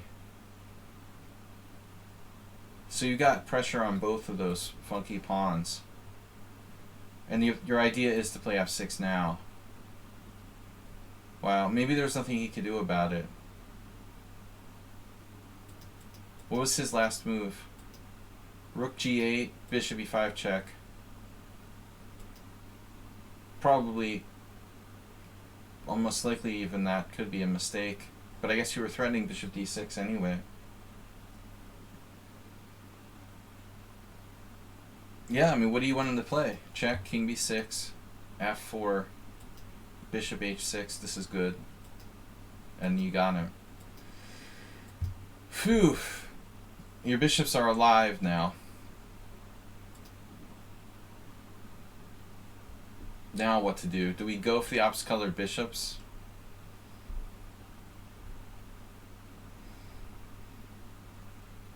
You're still seriously worse after that. I don't really want to do that. You don't... That's like a last resort. Your dark square bishop is okay, but your white square bishop is like losing the game at this point. It needs to come back to c8, and you need to play f4, and it needs to get back in the game quickly on this diagonal.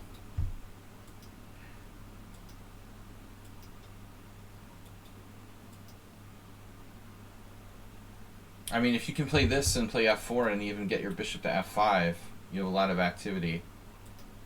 But you put your bishop in take, so you sack the pawn. Oh no, this isn't a sack. Okay, so you're just defending it. Ah. He had a little trick. Right. Well, I mean, I think you have to come to a decision here. But in general, I would have like kept your bishop, I guess. Bishop h6. You know, his king is still in a little bit of a dangerous spot. Maybe you should have kept the bishop where it is safe on h6. So now you're like committed. Bishop d4 is possible actually too. You have a very active rook coming down to g2 if he takes the pawn. And I expected bishop c8.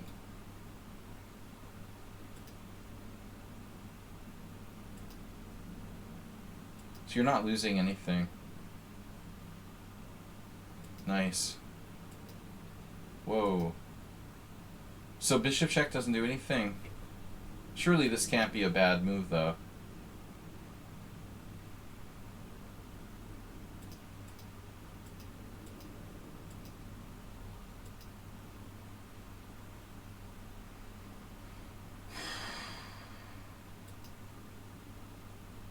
Pass pawn.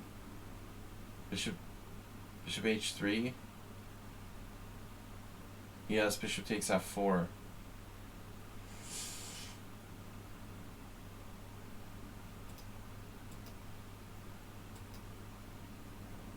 No, I mean I don't think you can win.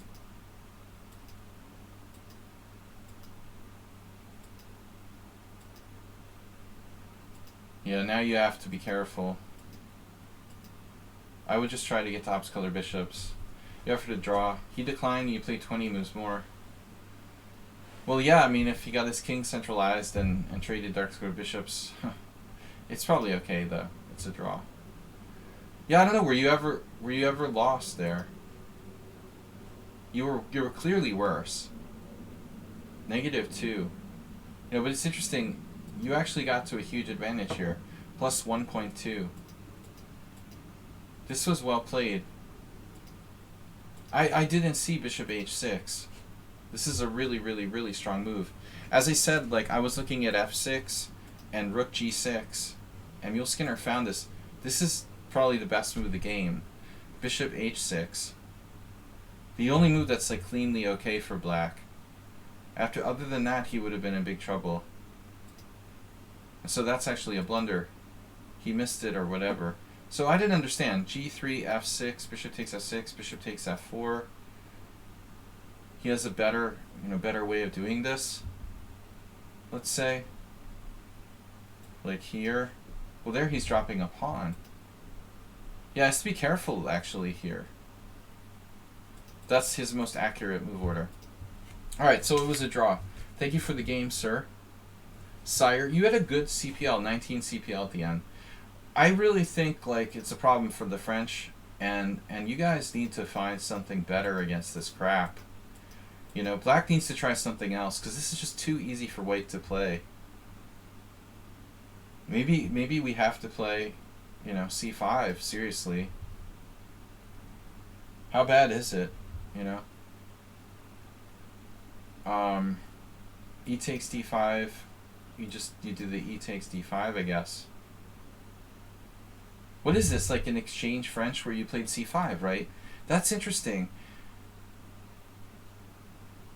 Let's see if there's any good names here. Carlson, who's that?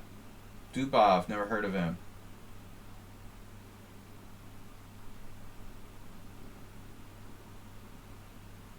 David Bronstein. So it's a c5 exchange French. You know, like this line. Here, here, here, here. Take, take. And against bishop d3 you play c5 for the win. Did I receive your bribe? Oof! Did you guys hear that notification? Did anybody hear that notification from Nils? Am I next yet? You're next. Just happens to be next. It's so weird. He just donated $10. Yes. Happens to be next. But seriously, I mean, I don't know what white should play. I like bishop d3, c5. I think I like this better. As that other line isn't so great, you know. This is a more full-blooded struggle, it seems like to me. All right. Let's do it. Nils, next game. My screen went fuzzy when Nils donated that bribe. Oh, he's got a live game for us.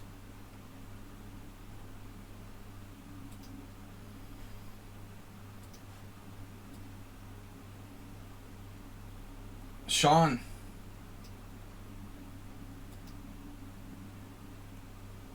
I don't know, when are you on the list? Nils is next on the list. At this point I should make it an automatic payment. Absolutely. Am I next yet? Alright. I guess that was next. What game did we just do? Mule Skinner. That would be next. The chapter 4 after Nils. Did I add Nils or not? No, I gotta add it. Wait. Is it in here or not? Am I cracking up? This was Bisonov's game.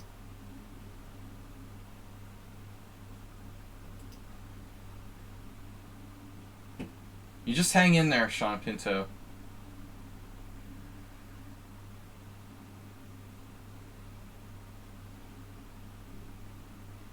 Where is this game in the study or not? Maybe I didn't put it in. Thought I did. It would game 8. It would be game 8. It's game 8. It's not the same game. No, Bison I was 6. Okay, I put it twice. I'm an idiot. Alright. Well, Nils, you got 2 now. Congratulations. That'll cost you another 1,000. Now I've got to make a living. So we're going to pay off the bribes first. Alright, Nils was white. You are white, right?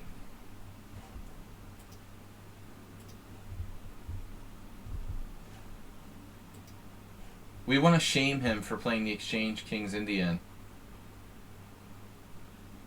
You didn't play an Exchange Kings Indian, you pushed to E5. Holy crap, what is that? Oh my god, what is this? What did you do?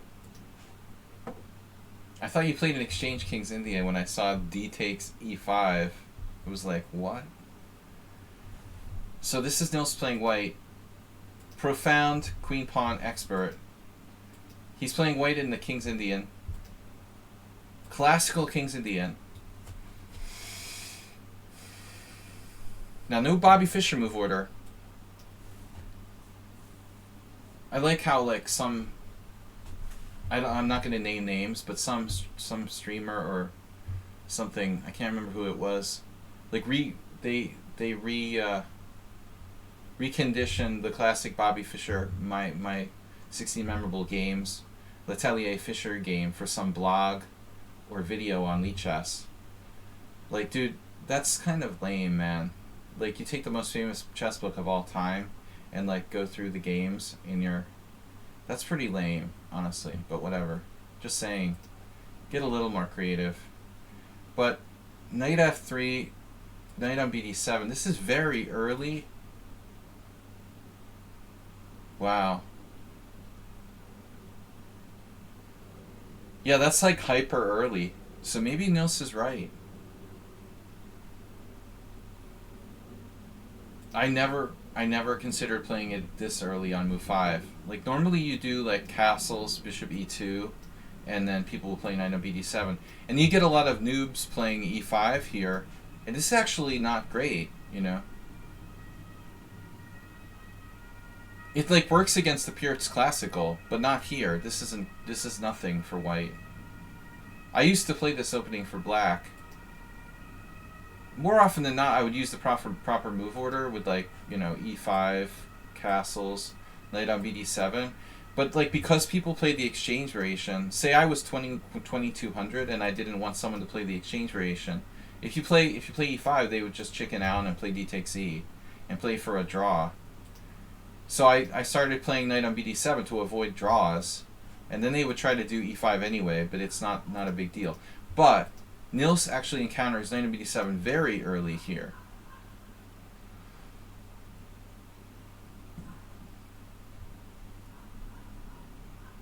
The ambulance is coming for Nils's opponent.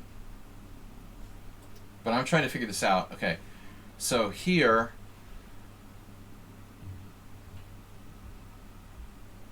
if he takes, he's probably in bad shape. Take,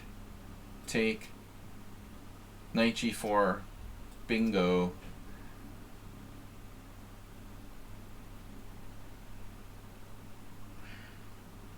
How bad is it? Takes, knight g5, and knight to e5. I've had this position in blitz, probably with white. I probably did what you did. But it's not 100% clear, it looks like. White has compensation for the sacrificed pawn. There's a couple GMs there who have played this position with white. I mean, at first I thought he did something stupid, but it looks like e5 is justified. Whether it's the best move or not, I don't know. But yeah, okay. e5. He has to take or play. Well, maybe black could try like knight g4. How bad is it? It's really bad. Knight h5 drops a piece, you know, incidentally. So this is the only other option. I was just wondering about this, but it looks like e6 takes, knight g5. No, this isn't good because I have knight f6 here. So is this clear? You have to do knight g5 directly, and then black probably retreats. There's all kinds of weird moves, but I guess knight h6. Some crazy stuff like that, maybe. Can I do that? That can't work. King takes f7, bishop h6, bishop h6, e6 check. This doesn't work, right? Can't work. You know, you keep thinking like there's something here, but I sort of doubt it. So he should take. This is correct. You take. This is correct. He goes here. This is correct. Yeah. I don't think that either side missed anything. I've definitely had this in a blitz game. Probably not on Lichess. Wouldn't be out of the world. Miki Gayash actually won a game against Musanti. That was a really old game from 2001. But he's just a better player. He was underrated. At 23.47, I don't know what he was doing that low. Knight d f6. Yeah, so it looks like everyone else played this. And your intention was what? You know, to play knight g5 or just like go about your business with like bishop e2? It's probably nothing special. I mean, objectively you could just like be down a pawn with a better structure here. Like the engine says, it's around equal. But obviously this is more aggressive. Knight g5. But yeah, there's this problem here. But you never know, there might be an improvement in these games. These are old games.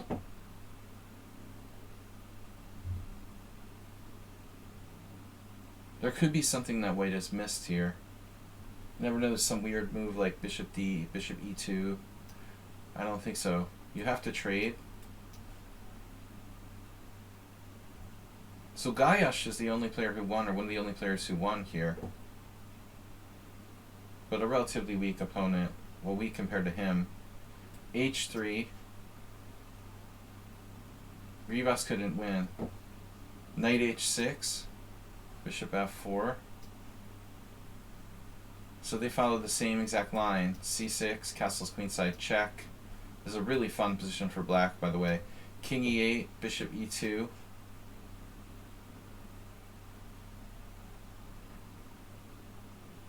Yeah, I think black's just suffering, but hanging on by his fingernails. So your opponent played something new. He played that first. Wow.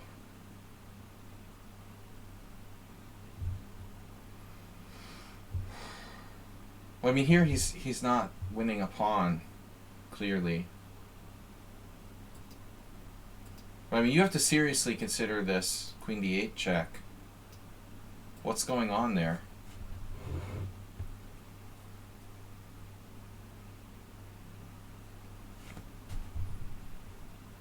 I mean, what's he going to do? He doesn't have bishop e6, right, because of knight g5. His king is marooned in the middle of the board.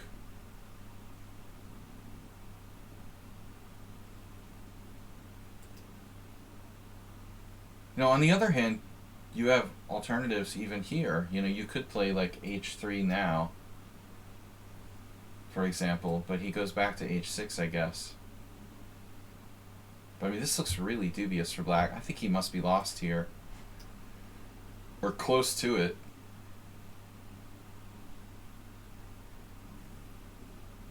Even g4 would be embarrassing.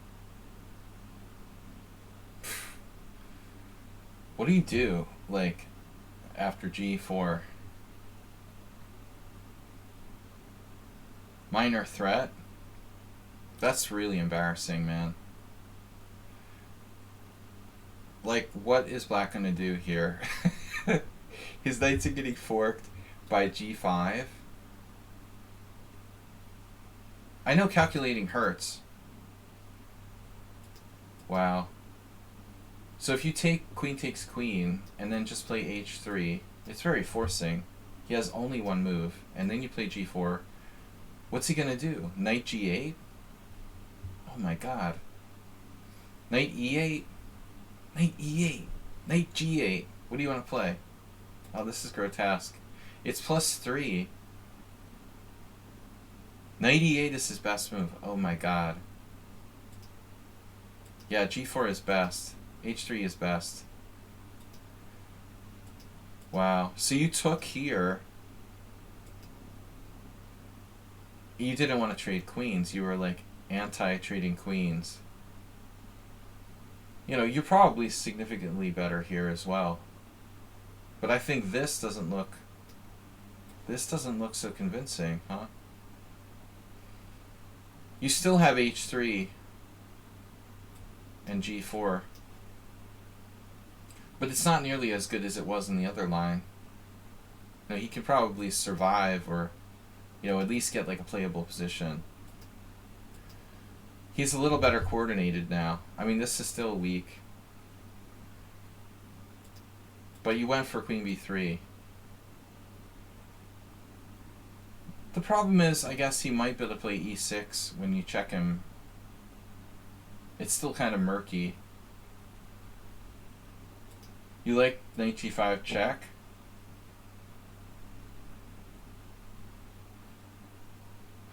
That just wins. Oh shit. So this is just a win too. So both lines just win. It doesn't matter. You can do it either way. Maybe this is even easier. Takes here, check, and you're just forking with knight f7. That's horrific. I mean, you win the exchange. Just a clean exchange. Or is it even worse? No, now his knight has e5 available. But I mean, this is totally lost. There's no way black has any compensation for being down the exchange. So this is actually a second blunder. Queen b3.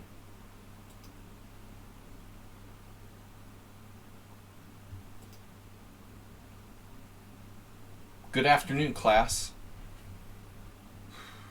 But I mean, still, you're clearly better in every variation.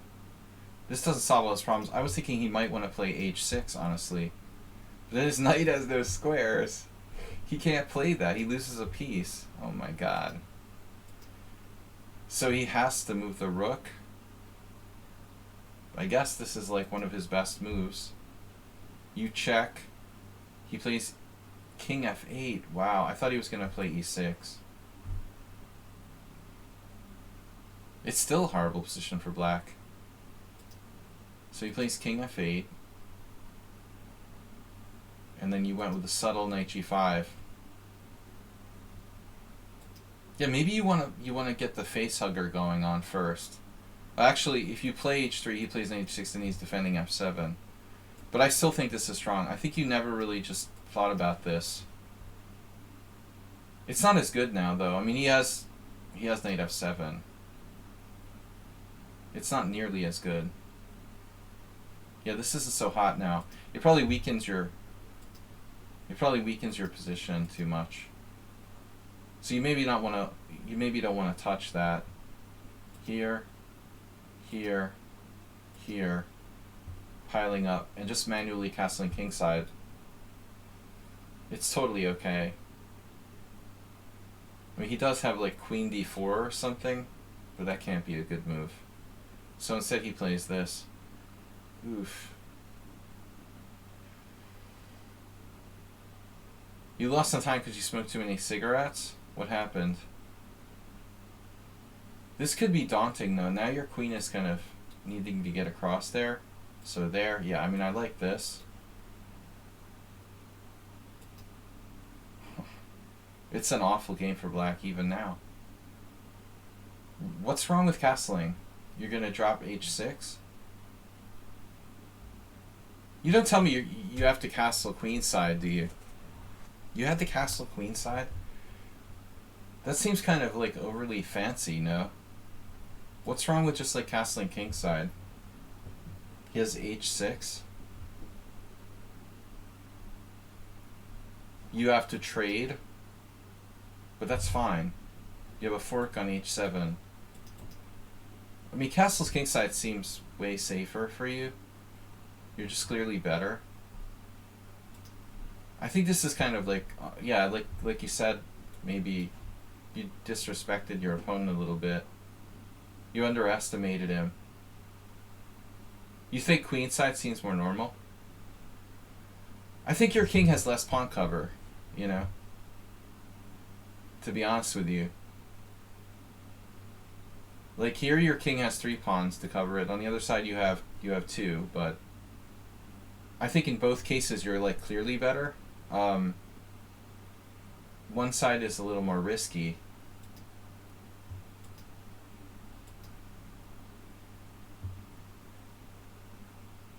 You're definitely like putting your king in a more exposed position versus g1 when you have almost like a strategically winning position. I mean, it totally depends on style, but I mean that pawn structure weakness is massive. Oh, this is like losing. Yeah, he can't really afford to play c6, but I understand why he did it, I guess. To get his queen out? I mean, I don't know. Reinforce his knight. I think he's lost, you know, with that weakness. You just brought the knight in, though there's no rush here. You might want to slowly improve your position. You could play something like g3, f4. So I don't know. You can move the king, but yeah, I mean, I think he's better off like letting you play c6 or whatever. Like that's, I mean, I'm getting like the same guy, I think, bothering me. Earlier today I had to like block somebody for constant challenges. Now the same thing happens. Weird coincidence. Alright. No, I'm doing game analysis. So if you play c6, man, this is what I'm talking about. You're thinking a lot about your attack, but I mean, you're going to open up a very dangerous line for the opponent here. So if you do c6, it's quite a double-edged decision. But this is really, really big deal. Now he's got serious problems. So I think you should calmly improve your position. h4. I like h4. Watch this pawn on c5, getting hit by queen a5. That might be his primary idea, but that's covered. Oh shit. Never mind primary idea. I guess he's going to play b5 then. He's got b5 coming. You play queen g3. It frees up this square for your bishop. You also have bishop d3. So if he tries b5, you can choose your favorite square. You're fine. And then h4. That should be game over. Yeah. You could sack your queen here, and have good... Yeah, I think you're winning, objectively. Just we should, note. Like, just for... It's just for fun. This is probably a completely defenseless... I don't think that black has any chance to defend, right?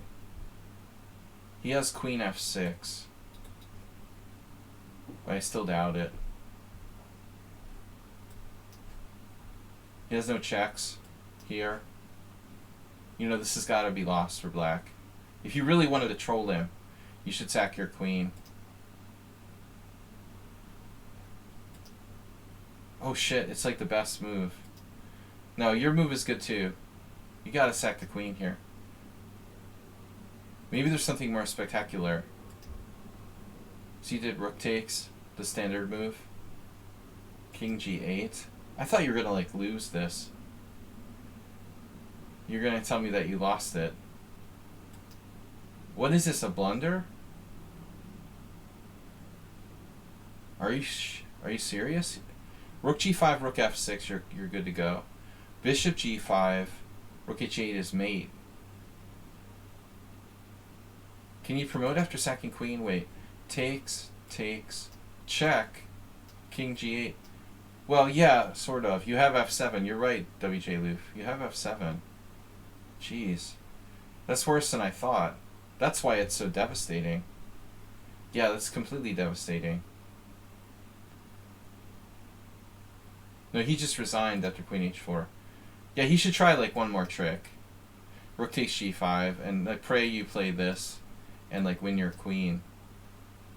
This would actually... Even this is probably not that clear, right? Because king b1, bishop takes h4, check. King takes, knight here, check. King g7, knight takes d8.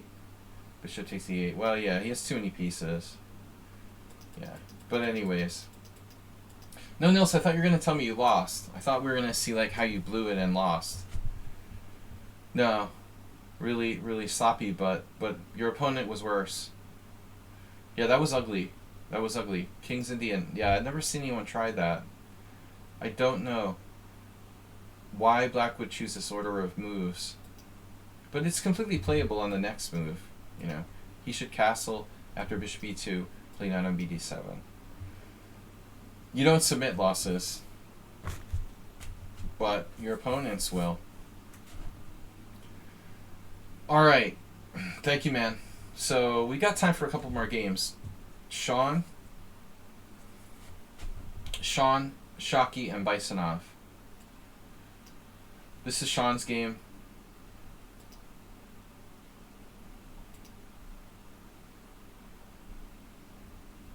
Won by black. I assume he's black. Always assume. Oh, another King's Indian? Are you serious? This is the wrong game. Okay. Yeah, game 4. Chapter 4. So, yeah, another King's Indian it is, but not the same. Gligorich, no. I don't know what this is called. Larson Variation? Actually not. I don't know what this is even called. It's a form of... It's a weird form of Gligorich.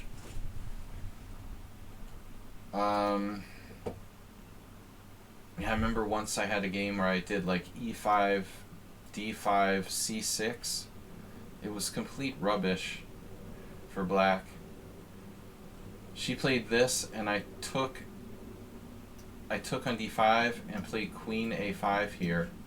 I'm the originator of this. No, I'm not, apparently. Wow, that's unbelievable. That's unbelievable. Matthew Sadler played this twice before I did. That's insane. Complete rubbish. It has to be rubbish for black. I had a game with king f1. Wow, that's crazy. I just made it up over the board back in like 1994. Little did I know it actually had been played before. But my suspicion is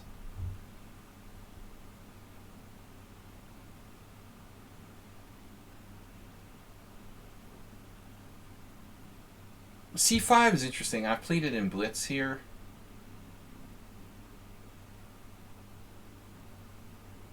And the idea is to play it like there's a couple different ideas. If they take, you play Queen A5, and then obviously if they take here, you've got Knight takes E4. So then White goes back. I had the same position against Kaidanov and lost. His bishop was on G5 instead of on E3. Yeah, I literally lost this exact position. It's a total transposition. Bishop D2, Queen A. For some reason, Kaidanov was an annoying opponent for me.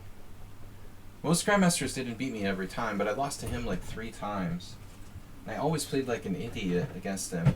You guys, everybody has these players that they always play like an idiot against. Like every time I had like a reasonable opening, and then I just like melted down to a blithering moron. And I always lost like horribly like an idiot after achieving a totally okay position. I lost once on the white side of English, this thing in the Averbach, and then there was, what was there? Another game where I was white, and I lost in the semi-Tarash with a perfectly okay position. But I think this is totally okay for black, maybe a little better for white. There is another line though, isn't there? E5. C5, E5. Yeah, I faced this a couple of times. Again, it can also happen in normal Averbach with bishop on G5. Uber Driver, welcome to the 70s. My favorite year. Uber Driver's favorite TV show is that 70s show. So, his favorite decade is the 70s. E5 is interesting. It's probably even more dangerous here. E5. Oh, I know the difference, right? I'm playing H6, bishop E3, and then C5. So it's slightly different. That's my game with Kaidanov. There was H6, right? So it's a slightly different position. I lied. Like Queen A5, Bishop D2, Queen takes C5. This H6 move has been played, which slightly worsens Black's position, I guess. Still, Black should be okay, but that is a nuisance. You know, that pawn on H6 isn't good. Anyway, I just want to present this idea to Sean because it's a viable alternative to playing E5. I hate these type of closed positions are really tough for Black. So, you know, they're gonna play like for some kind of brutal G4 style thing. In most cases, it's very similar to the Mcconnell. So you played A5 here. Yeah, this is a theoretical line, but I don't really like it, man. I'd rather play C5. Now G4. Good luck with this. And have fun playing this variation. That's why I played C6 against Ruth Sheldon. You know, as bad as it is, at least I'm not going to get like brutally checkmated on the king side after that G4. I have the stupid idea, you know. This as bad as it is, I got to this position and it was a little bit weird, you know. It's not great for Black, but at least I forced White to do something strange with their king. But I don't know about these lines. D5, Knight A6 maybe, G4 again. It's whatever Gawain Jones did, I guess. You know, there's some variation where Black can actually transfer this knight over to the queen side that I saw. It was a different position, I think. This is a semi-Averbach. So bishop F3. What is it, F3? F3, A5, H4. This looks really scary, man. I don't really like this. Knight FD7. Maybe we can go there later. Yeah, I don't know. You really have to know what you're doing here with black. It looks extremely difficult. And no fun, you know, and you're never going to checkmate anyone. This is an alternative. Knight A6 is an alternative, for sure. Looks like H4 becomes possible there. You have to know what you're doing. You have to know what you're doing in the Knight A6 King's Indian as well. But that's an alternative. I'm not sure about like F4. I would kind of wonder about that, but I guess it's okay. And alternatives, any other alternatives? Maybe Knight C6.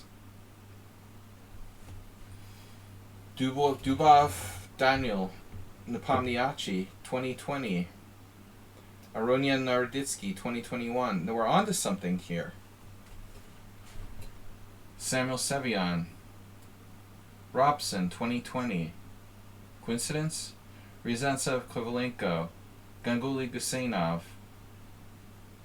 Fedoseyev. Adiban. Gusenov. Van Forest. Matlikov. So it looks like we found something, you know, with Knight C6. Most people are afraid of D5, you know, and that may be White's best move. But I think what you have to understand is, like, this changes the character of the position. You're not going to get mated by this guy with his, like, pawn storm in a closed structure where you've played E5. It's more like a Nimzovich or something. Here, you know, so really aggressive player, say, plays F4. But this is crazy. Wow.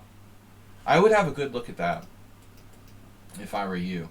Because I don't like these E5 lines. D5, A5, and then he doesn't play G4. So this is the wrong idea for White. Like, trading this bishop isn't... It's not a dragon, you know. Like, he's supposed to attack you with his pawns. But trading that dark square bishop is not an idea. Yeah, he thinks he's playing the white side of a Yugoslav attack dragon. So here, don't you have Knight C5?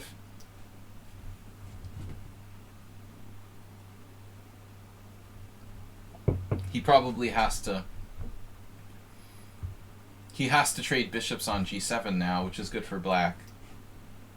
This happened in a game, but black's fine in this position. There's no way that Kodzielny should lose here to Jakob Meister. If anything, black might be even a tiny bit better with the dark square bishop exchanged, probably. Better for black, see? That's a really stupid game to lose. But the thing is, if he plays F3, you whale him with the knight takes E4 and the queen H4 check. Yeah, well, we have queen H4, Uber driver.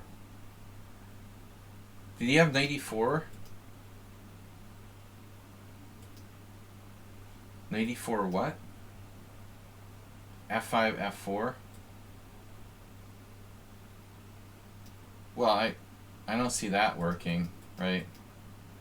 Oh, you mean like this? Well, that's like a standard Petrosian thing, where you give a piece, give a piece, give a piece, get a piece. He could do that, but yeah, I mean, I don't know. Like, probably bishop G5 is a little bit of an issue. No, he never has it right away. But queen D2 is a really bad move, it looks like. I don't think there's a tactic. Kolarz has a game here. And there's an ancient Samovuo game. It's just funny that queen D2 isn't that bad. It's the idea of playing bishop H6 that's bad. You know? Maybe queen D2 itself isn't so bad. But the other problem is it stops G4. You no longer have enough coverage to play G4. So now what are you going to do? You know? It stops your own G4. This guy against Kolarz played F3. I mean, bye-bye. That's slow. It's still okay for white, but it's slow. Yeah, the opening was interesting, but this is bad.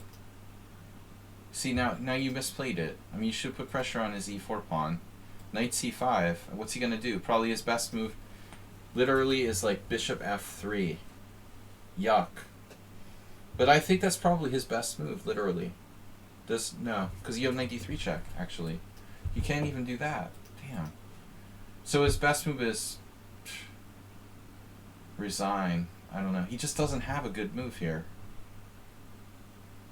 His best move is literally what Jakob Meister did, like take, but it sucks. You can almost play knight takes e4. Uber driver's probably calculating that. Yeah. It's just better for black. So he does this in the game, knight d7, too passive. Now white can play like h4 against you, and I think he has a decent game. That's what he did. Yeah, this is a strong move. Now it's very likely that you justified his entire position, I would say. It's not like white is winning by force, but it's a very standard idea. And your f5, while interesting, you know, it's probably not enough to make you like better or something. Okay, it's interesting. Now white, actually both sides probably have to play accurately here. But I suspect he's okay. You know, he should probably take on f5.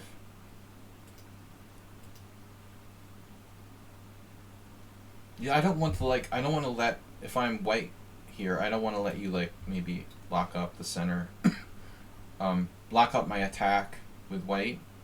I was thinking here.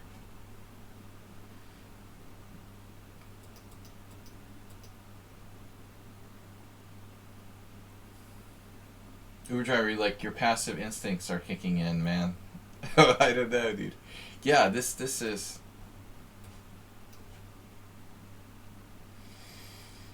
Been spending too much time with Iron Tigran. But it's not that silly, you know. It's not that silly. But I don't think f5 is that bad, actually.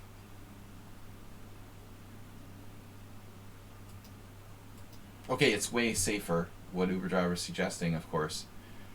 Black chose a very aggressive path here. And then white chooses a very aggressive path. You know, honestly, like, I think if you play f4, you kind of shut him down. But he would then have maybe, like, bishop g4. It's a fast game, though. We have a problem here.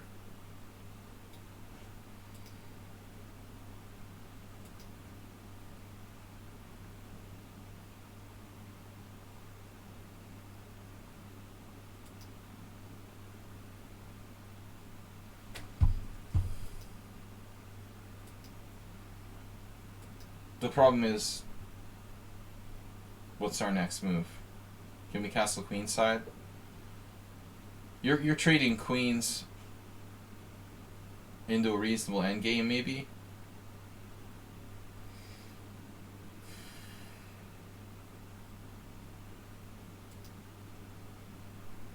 Well, I mean, the first thought is trading queens, but I guess you're still worse. Yeah, I guess you found a nice idea. Well, knight b4 threatening mate is a big problem. He has to defend it, but I mean that's very passive. So obviously like rook d2. I don't know why he would want to like retreat his queen back when his queen is his only active piece here. He's got to try rook d2, clearly. This is just a huge blunder. After queen g6, he had bishop h5. Oh, immediately? Well, I mean, it blocks his rook, though. You know, I don't think that's, like, devastating. I think you're only thinking in terms of, like, checkmating him. But maybe you're right. Maybe, yeah, you don't have this because of take. And bishop g4 check and take to f5, yeah. So bishop h5 is very unpleasant. You'll have to play queen f6. But you may not be lost or anything, and it does get in the way of his rook. It's not like over necessarily. It's stronger, I agree. He thought he was just totally better, and suddenly you have a mate threat, and then he goes passive. But it looks like rook d2 is okay. You can play knight c5. Um,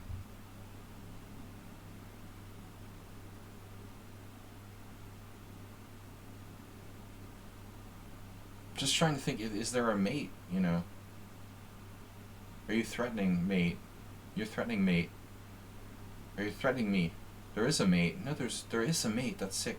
So even here, there's a mate. Like, if he just, like, makes a random move, you have that crushing shot, like, check.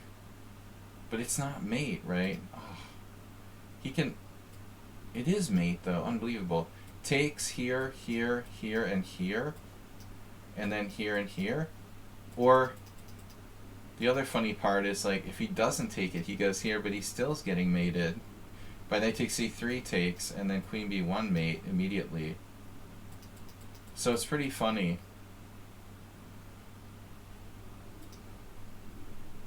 Yeah, wow. He has to play, like, rook h3. Or the favorite of Uber Driver, b3. Or bishop d1. Which looks horrible. It's hard to believe that white is okay here. Allowing knight d3 check. It's unbelievable, right? Wow. What a fantastic position. But so in the game, like, he plays queen back. This is really dumb. It actually, you know, now his king has nowhere to go. So it's a Scandinavian mate. You gotta set it up first. And you just didn't see it coming. Yeah, that's a beautiful mate. It happens sometimes in the knight f6 Scandinavian. Boom, boom, and boom. Yeah, very nice, elegant. Alright, next game is Shockey playing black. Nice cheapo. No, it was nice mate. Uber Driver appreciates that. But I seriously am steering clear of that kind of line. I don't like it when I get attacked on the king's side and the king's Indian. Trying to stay away from those type of variations. But it looks like if you follow the really hardcore players like Gawain Jones, Rajabov, whoever's playing the king's Indian, and Hikaru, basically those three, although Hikaru kind of gave it up. But Gawain Jones knows what he's doing. I think he did a book on the king's Indian. Okay, e6, knight f3, bishop e4 check. So this is Shockey, also played the Bogo against me. I don't know, Shockey seems like a very tactical player. I don't know anything about you, but I feel like you're a tactical player playing a positional opening here. You know, it's hard to evaluate people based on... I think you should play the Albin counter gambit or something. Very good tactical vision from what I've seen. I think the Bogo is kind of a boring positional opening. It suits Magnus Carlsen. Maybe me. Bishop e4 check, Nimzo. And now I like b6 the best. c5 unfortunately leads to symmetrical English, which is really theoretical. And I don't like Castle's bishop g5. Yeah, it's funny. Josef Pinter brought this up with me. Uber Driver. I remember we did a lesson together, and I was analyzing one game I played, I thought.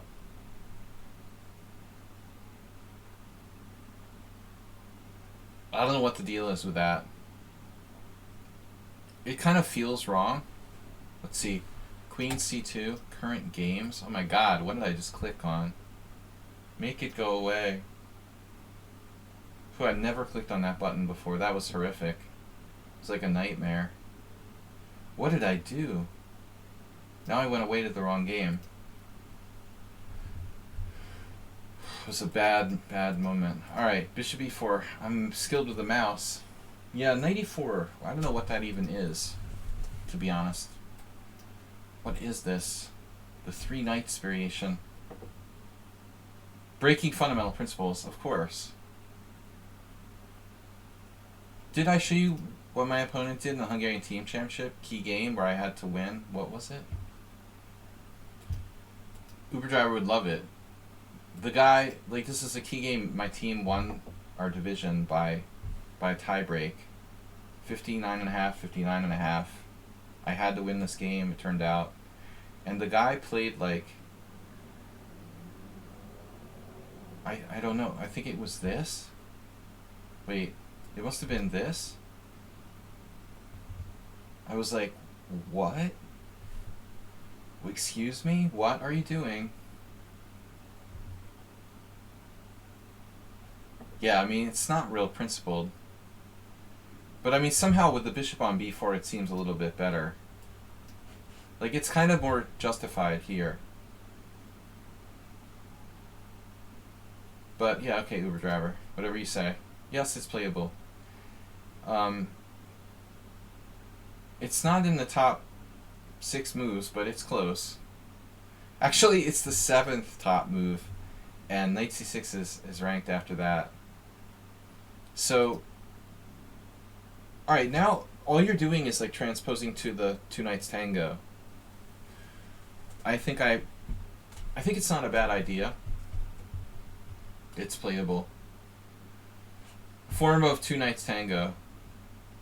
How bad can knight c6 be? It's playable against pretty much anything except maybe f3. Even against f3.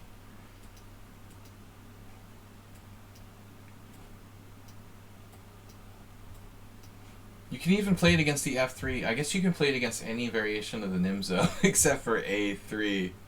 You literally don't want to do it against that, but I guess theoretically you could play knight c6 in any variation of the Nimzo with the exception of a3. And then you want to wait. You probably want to wait until exchanging bishop for knight and then, then follow up with knight to c6.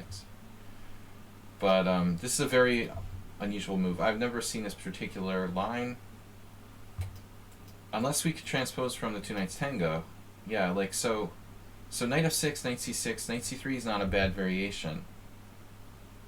And like, I lost against Erdos in rapid chess in this variation. It's really, really scary for black, like h4 here. I did h4, knight eg8. So I was like, why do I even do this? Why even do e5? I mean, maybe just better to do e6. If you play the two knights tango, you might as well just do e6, right? And now knight f3, bishop e4 would transpose to this game. Here, here, here. Queen c2. So now we transpose to a much more standard position, the so-called like Swedish variation or whatever. I've lost from both colors with this position.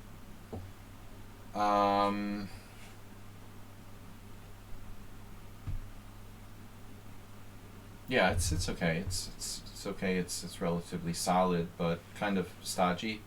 d6. Again, not a line I would recommend to a tactically oriented player for black. d6, bishop g5, and now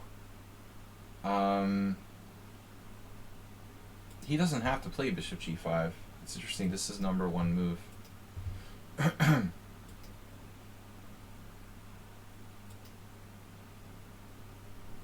Yeah, so here they're mostly going back, but this is much sharper. Very, uncompromising play by white, but also dangerous. So speaking of Pinter-Yujev, there's the first game. He was talking about the game with knight e4. Okay, g5, bishop g3, g4. You played g4 here? Wow. That reminds me of a game I lost. Holy crap. I lost a game against this guy from, what was his name? Osman Palos. Bosnian IM. Where a similar thing happened. I think I also had a game in my stream where this happened. But in Osman's game, I think I had played e3. It was some slight difference in the position. It was this line, though, I think. Something with knight c6. Something very, very similar. I lost against him with white. He confused me with the knight on c6. So this is interesting. This is an actual line. We're following Pinter Milov from 2012, though there's much older games in the list. This is a variation, but it's very rare. I'm wondering if I had this position with white. No. Neither color. No games. Not on this site anyway. So I didn't know this. Wow. White plays 92. Holy crap, there's a game with castles queenside.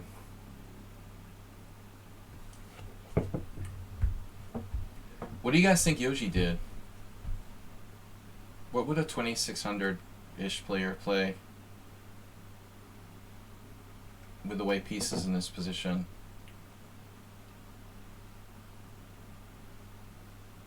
He did d5. Yeah, he did d5. Feel like I've seen this once somewhere. E takes d5, c takes d5. Wow, knight takes d5. This is crazy.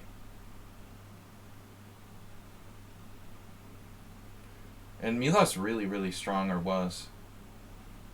Bishop h4 is even playable.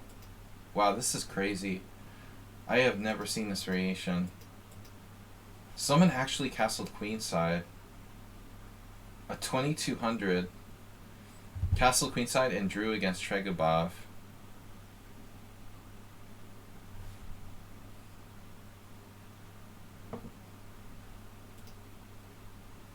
Facebook keeps suggesting like Tregobov on my friends list, but I've never met him in my life. We must have like a lot of mutual friends or something. He's like Kostenyuk's second husband. Apparently they live in France.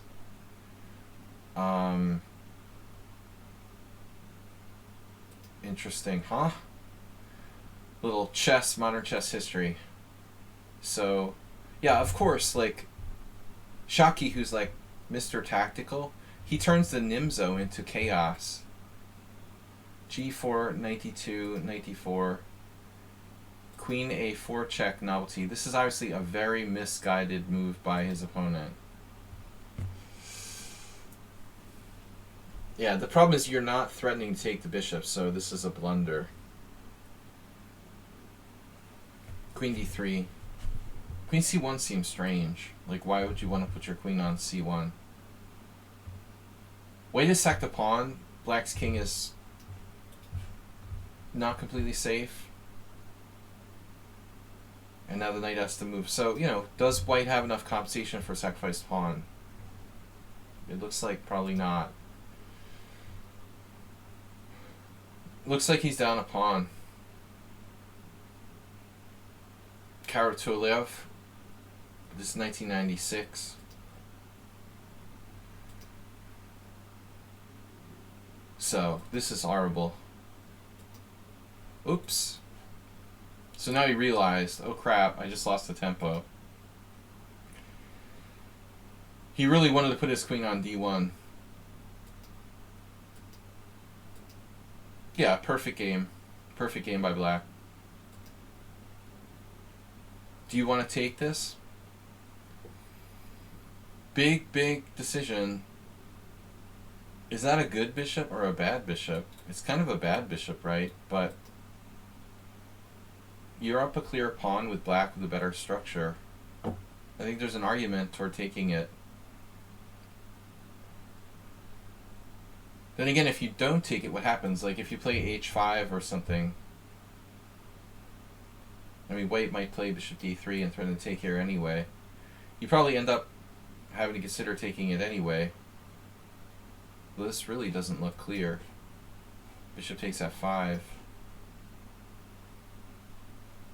It's a messy situation all around, but I think this is a safe decision. You know, black's up a pawn.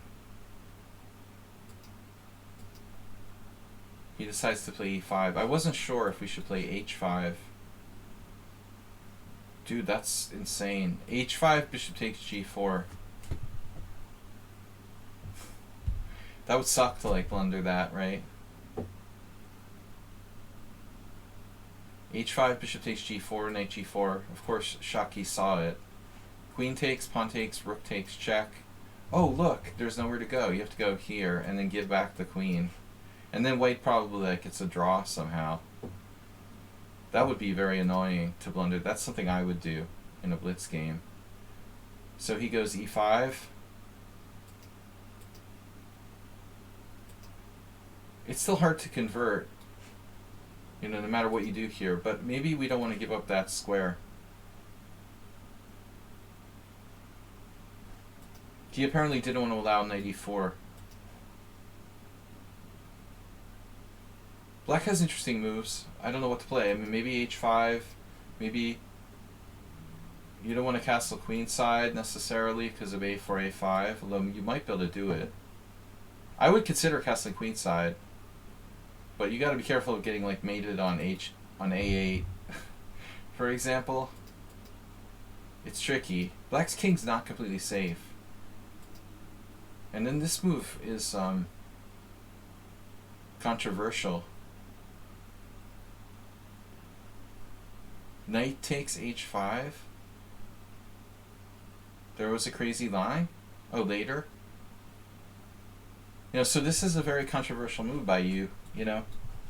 I mean, you might have justified it tactically, like if knight b3 you can play bishop a4 or something. But generally speaking, we don't really want to do e4. But you get space. You might, however, like have to watch out for his knight coming to d4. You know, so you could potentially go here.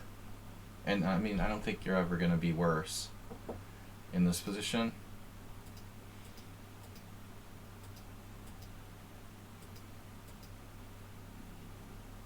You saw rook b5, but I'm not sure it's a good move.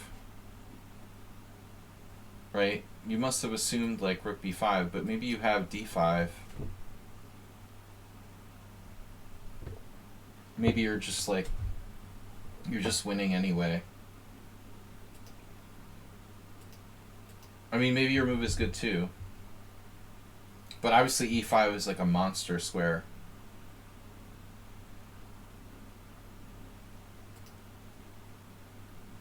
It's a monster square for your queen. I really wanted to get that square.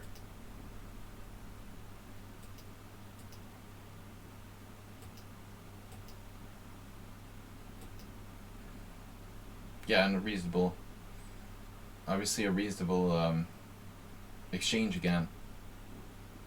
Wow. So white, as horrible as he played in some sense, is also coming up with tactics.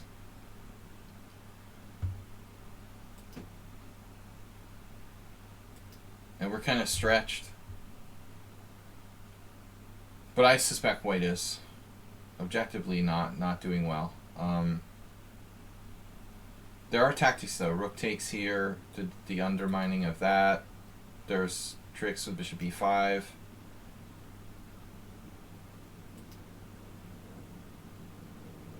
You're very close to getting like overloaded, but you're also threatening c5 now by getting the king up. Actually, wait a minute. Yeah, so you're threatening c5, winning a piece essentially. So this guy like freaked out, but he has rook g5, I suppose. But he had something even better. Wow. Damn. So king e7 is a blunder. But I think your big mistake really is like going back to that position. But he plays knight f5.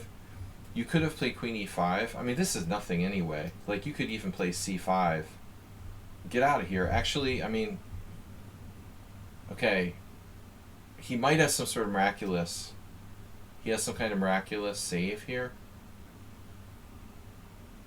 I mean, bishop a6, or does he have a queen check? I don't know. Knight d4, bishop a6, knight c6, something crazy. I mean, his knight is trapped. You know, I don't believe this can work. He has queen a4. Very weird. Like queen e6, rook back. There he's hanging that, but again there's queen a4. I don't know. You know, I just suspect that white is lost. I can't believe white isn't lost here. Yeah, it's lost. But it's funny how the computer doesn't make a big differentiation. Like it's like, oh, okay, computer, queen e5 is a half pawn better than queen d7. So like the engine is basically like you're winning no matter what. But I feel like it's really an important moment. You would have been a lot more active there. So you played a safe move a6, he plays a4. Yeah, I mean if your queen is on e5, dude, he's just done in this position. But a5 is an annoying threat.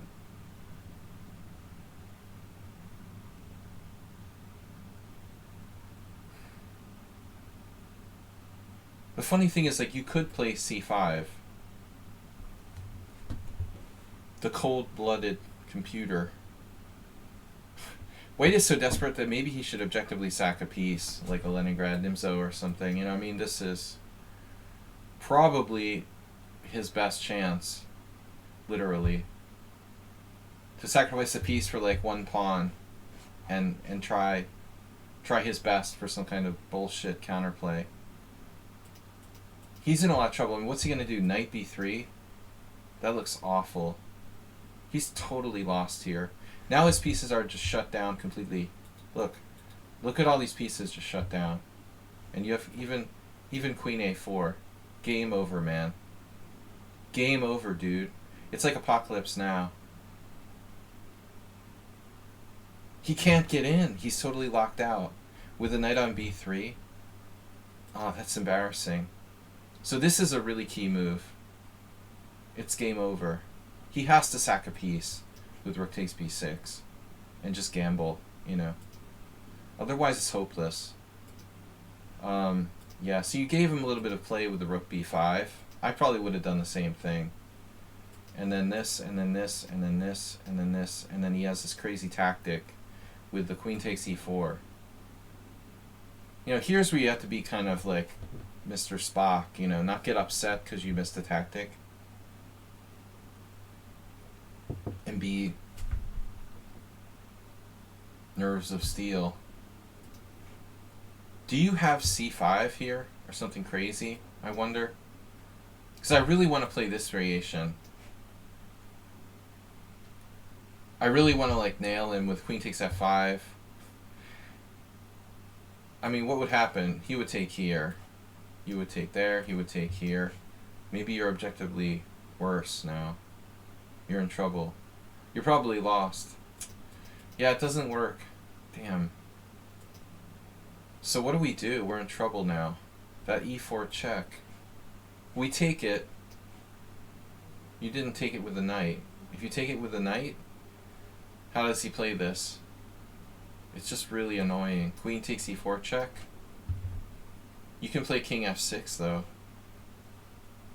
He has this wicked bishop takes g4. But it's like Psy, I think you're getting mated. Maybe not. Is it possible you're not lost here? Queen e7. Queen f5 check, king g7.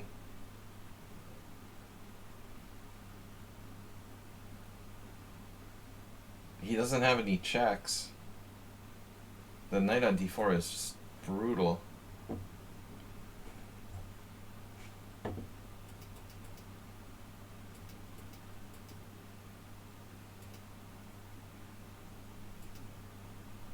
This is funny. So the best move is knight takes h5. Okay, you're winning. But your move is okay too. It's just really scary. So you're saying what? Queen e6?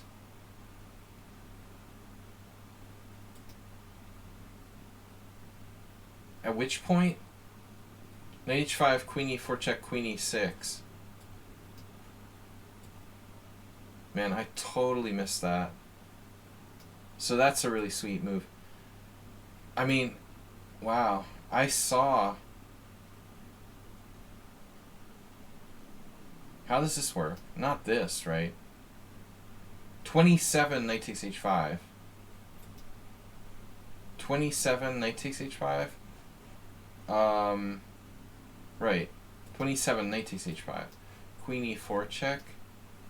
That's what I'm looking at, right? Queen e6? But how does that work? How does this work? You have this, but what? Doesn't work, does it? Do you really have anything here? What? This can't be okay.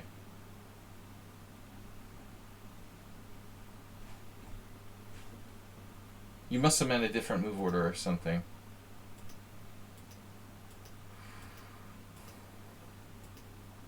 Oh, knight f6.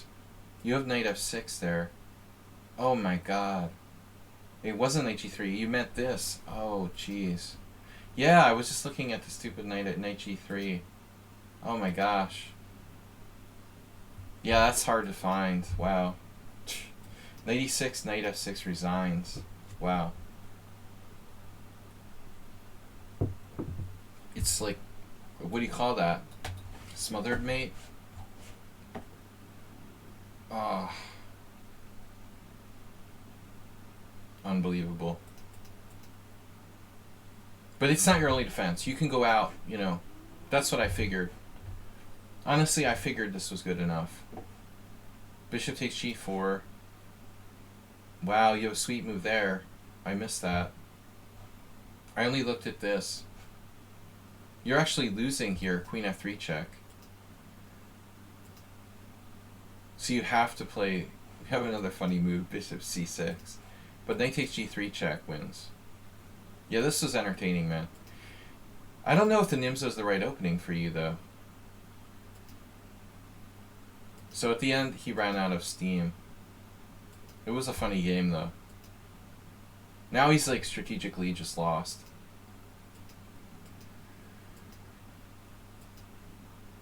He can't trade queens, obviously. It's too much. That was entertaining. And you won with a sense of humor. You kind of tortured him. Obviously, this was just like being mean to your opponent. Or you really missed queen b1 check?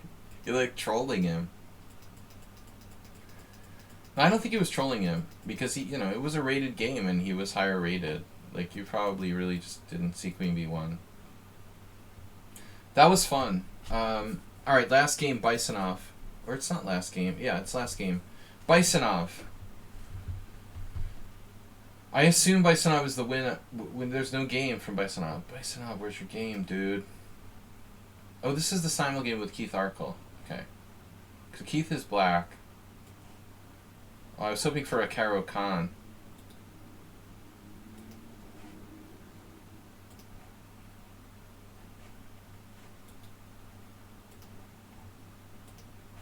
Guys, we'll be back tomorrow morning. I don't know if chess is the right game for you. You know, I used to enjoy playing chess. Why is this not working? Hello? Maybe I need to refresh it. Let's try it again. Paste? Why won't it import? Now it worked. So buggy. Alright. Study. Yeah, I hate playing chess. I used to love playing chess. I like to analyze chess. Now I started to hate actually playing chess. Until maybe like I get in the middle of it. You know, in the middle of a tournament game, I guess I enjoy it at some point, but it feels like work. I was really addicted to playing chess at one point. Destroyed my life. Guys, we'll be back tomorrow morning. Thanks for your support. Last game, Bisonov submitted a game here. I did it again. Bisonov's game. He is white against Keith Arkle in a simul. So, yeah, I mean, b5 is risky. I play this sometimes. I've never played it in OTB. but it's a well-known, well-known idea. I mean, I don't really understand, honestly, why people play, like, g3 here. There's no reason to not play c4, in favor of g3. That's what I don't really get, I feel like if you play g3, you only give black additional options, i.e., like c5 and b5, and also maybe even a6, to be honest. Even a6 isn't a bad move, probably. What happens there? Maybe there is a problem. b5, Kvinus. Nobody tried to refute it with like 95. But anyways, alright, that's beside the point. Like, what's the advantage in playing g3 versus c4? Like, if you play g3, you're going to have to play c4 at some point to enhance your fight for, controlling the long diagonal. It's like playing the Grunfeld and being like, I don't want to play c5 in the Grunfeld. So I think there's an argument this move is inaccurate. Alright, whatever. He's trying to take advantage of it with a risky move b5. If you followed, like, Capablanca, I talked about this a lot lately. Capablanca versus Alyakin, game 1, HTFP, it avoids bishop b4 check, thanks man. There might be a ghost in the closet. If you play d4, you should probably be willing to accept, like, bishop b4 check. But, Capablanca Alyakin game 1 was an awesome game. Their only match, of course. And Capablanca, like, wins with white in this lame, Queen's Indian, where he allows black to equalize by not playing c4 of all things. And that was how Alyakin started the match. To lose the first game against this, like, stupid, lame Capablanca thing where he had nothing. And then, Alyakin went too far immediately and like, was worse. Great game. But anyways, b5 is justified, but risky, So that's a reason to play g3. If you know your opponent is like a maniac, and we can induce him to take too many risks, okay. Bishop b7, castles, and then c5. So this is standard. This is theory. I don't want to play this against a computer with black, I'll tell you. There are some weird games I had against people who were computers. I think one guy, when he played like bishop e3 around here, I was like, I resign. I think, literally, I had this one game where there was an engine, and the guy, like, with white pieces played bishop e3. I was like, alright, dude, nice knowing you.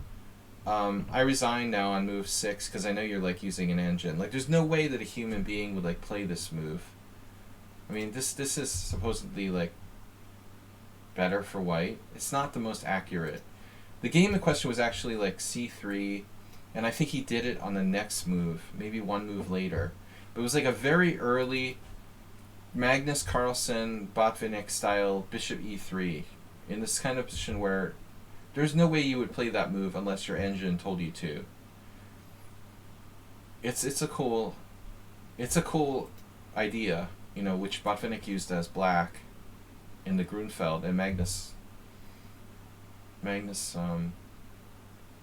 you wonder if Magnus has some influence. The family, Botvinnik, Kasparov, Magnus. But how closely is Magnus really related to Botvinnik in the chess lineage? People say Kasparov was training Magnus. How much did Kasparov really train Magnus? Is there anyone who really knows? I'm kind of interested in for posterity. Does anybody know? Like, Magnus was Gary was his teacher for a while. How much did Kasparov really, like, train with Carlsen? I'm curious. That's been documented. So anyway, c3, and now what should black do? This is a Bisonov's game. It's a live simul. Again, was it live simul or was it over the board? Let's see.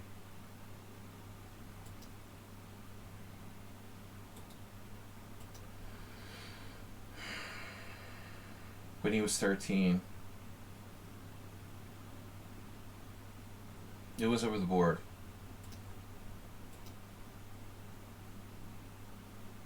Yeah, I mean, this variation I tried to play with black, but it's kind of tricky.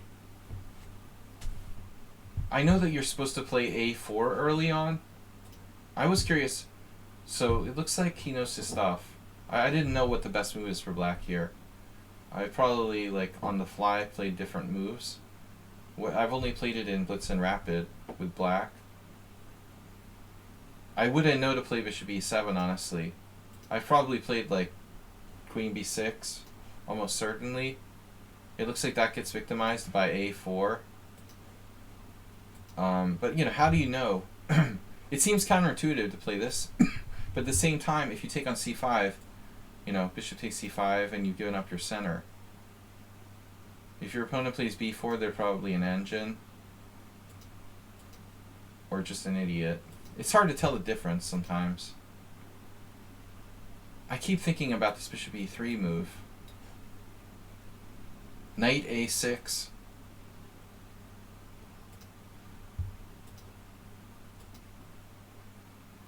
So you just randomly played bishop F4. But I don't know Keith that well, but it seems to me that he has a really sort of methodical opening repertoire that he plays. He has it really well worked out. So this is probably like something that he knows intimately.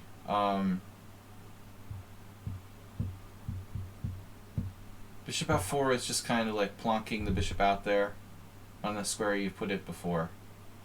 But it's not a definitive plan, you know. I think A4 is a very, very important idea.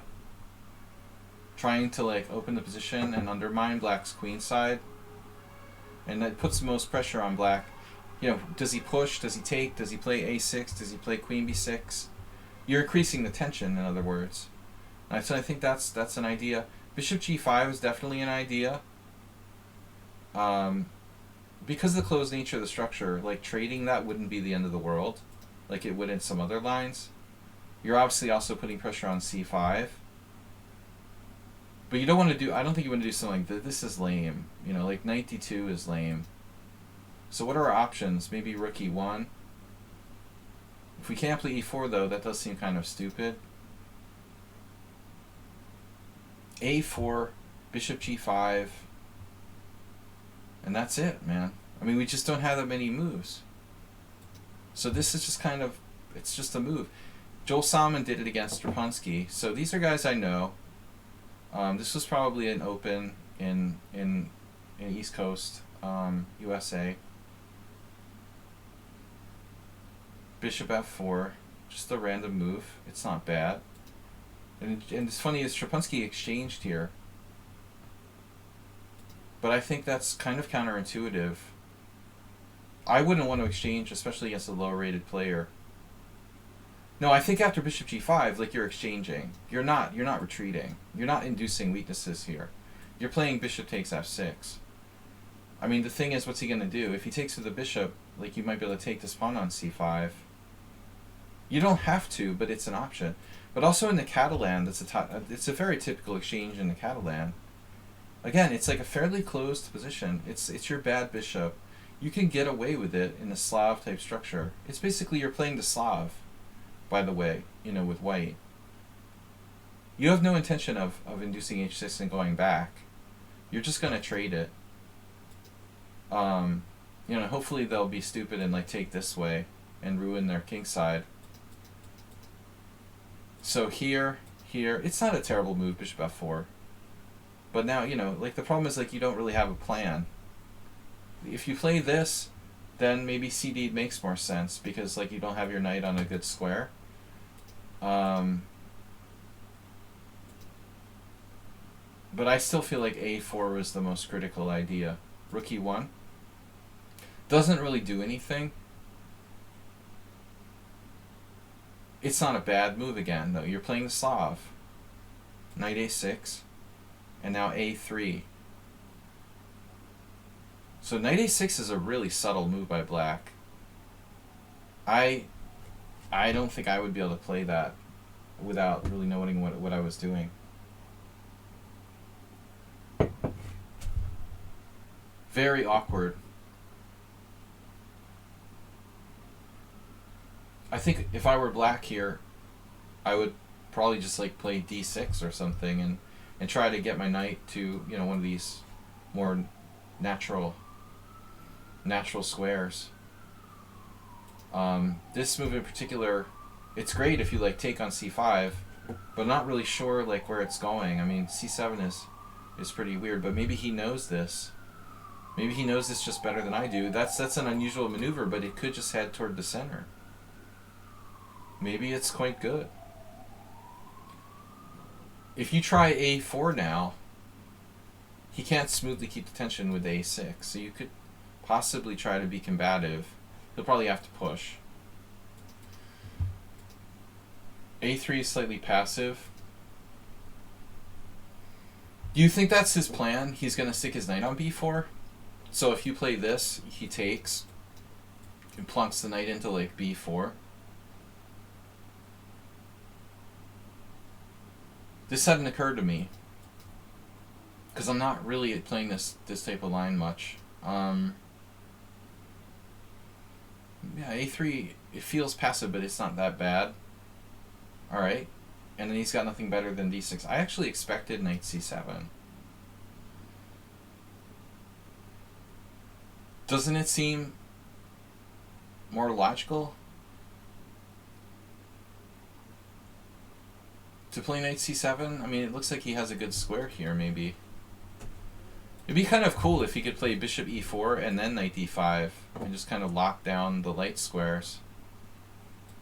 So he plays that, but honestly, like, his knight is in a weird square for a hedgehog. So queen d3 hitting his pawn, queen b6. I think he's just winging it with this offsides knight. You played very natural moves. Knight on bd2. It looks like white might be a little bit better with a simple play. And now it feels like he completely changed plans. I think you have a slight edge now. I mean, he's going for totally changing the structure. But it looks like you should do the obvious, you know, knight e5. It's possible to play like e3, but I don't want to wait around for him to play that. It looks to me like you're slightly better at this point. You could literally play like b4 on the queen side.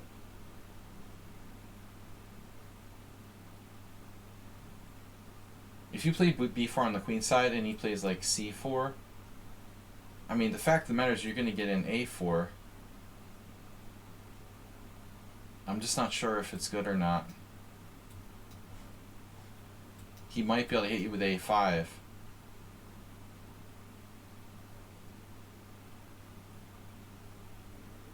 If he breaks down your pawn structure, you're in trouble. If we get an a4 but he gets an a5 just in time to crack our pawn structure, then we're going to regret we ever did that. It's like a Slav again. We want to get an a4 before he can play a5, when he can't play a5 in response, in other words. So, okay. You did a4 directly. Interesting. I'm surprised, like you kind of like avoided doing that the whole game, and you suddenly came out with a4. That feels to me like very inconsistent. You had a million chances to play a4 earlier and you didn't do it. And now you decided to play a4. That just seems kind of surprising. There are other options. Maybe bishop g5 again. a4 is certainly not a safe move, and you played very safely until now. It's a risky move. At this point, I decided to try active as I felt very passive. You know, truthfully, you may have played relatively passively, but so did he. You know, and nobody's really done anything. Like, no one's really crossed the line of demarcation. And I feel like, you know, if he were like Gata Kamsky or something, he'd probably be happy with his position. I think you're happy. You're just chilling here. Okay, bishop g5. The onus is on black to do something, it feels like. His knight is slightly misplaced, to be honest. I don't think he really justified that knight a6 move. I really thought he was going to play knight c7. I was surprised, like, going back when he played that. I really thought he had something fancy planned here with knight c7. It looks kind of cool, actually. So he sort of went into like a random hedgehog with his knight on a6. It's a simul. He can't play perfectly. But I don't think he had a grand plan either. You know, I think that white is a tiny bit better here. But you changed the dynamic massively when you played a4. Now, I felt he might push. Of course, he has to consider all his options. But he decides to play pawn takes pawn. I mean, Keith is a very safe player. And he doesn't mind like a symmetrical structure. But it looks like he's heading for either an endgame or trying to get his knight to b4. He would love to trade queens, but you just can't do that. It's not even a question. Actually, this is a really sharp move. You have a takes b. Whoa, you played what? You played a5 now. But obviously, like, queen takes loses to bishop c5. But you could have done pawn takes b5, and then it's very sharp. This is a complex position. Knight c5, queen takes d4, queen takes b5. Difficult to say, but it looks like black is emerging with a good game based on his strong pawn on d5. He's undermined your center. So you take back, and he hits you with knight b4. That's a big problem, Holmes. There's a huge fork here.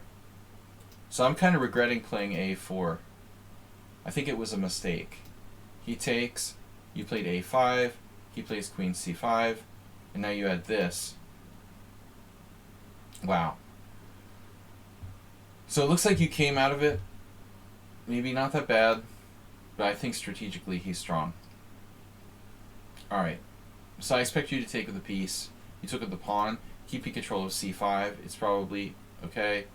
Here, now you got that. No, I don't know.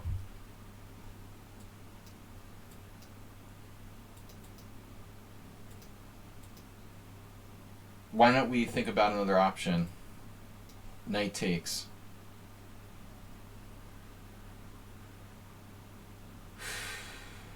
Sveshnikov is a forced draw. Don't worry, Shockey. Don't even bother. How about knight takes d4?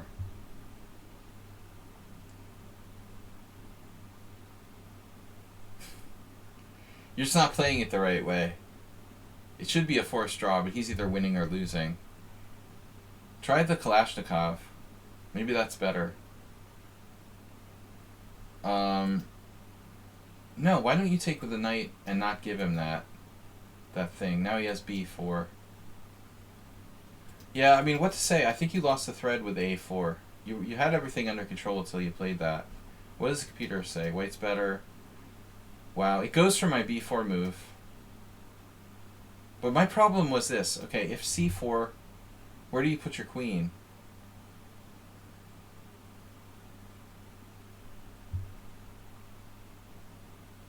I thought he was going to get in a5. Queen f3. He has to try to move his knight. Oh, it goes full like Tony Miles Spassky on the king side. Damn.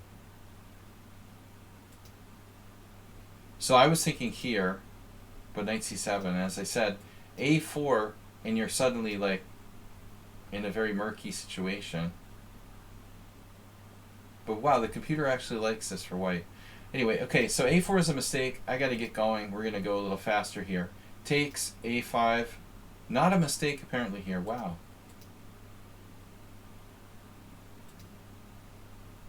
I think a4 is a mistake. The engine isn't so sure. But after this, I thought you were worse. I thought you were worse here. I must have missed something. So here, queen c8. You're actually better according to the computer. Strategically, it feels like you're worse. I can't believe this is for real. Did he miss something, or did you miss something? I thought this is crazy to grab this pawn. You can really grab this pawn. This is sound. Wow. I honestly, wow, I thought that he was doing okay. That is surprising. You just go there and you're like up a pawn. I figured that black had like full compensation. I'm not surprised that Keith went for this at all. Actually, I thought you were making a mistake by taking the pawn. And the computer says that you're just like clearly better. Wow. I mean, he has such nice pressure down these lines. And your knight is awkward and his knight is solid on b4. And there's pressure down that diagonal. I can't really fault him for doing that. That looks good. But you had this. Yeah, now it starts to be obvious that he's not doing that great. Wow. So here he just couldn't find a good move.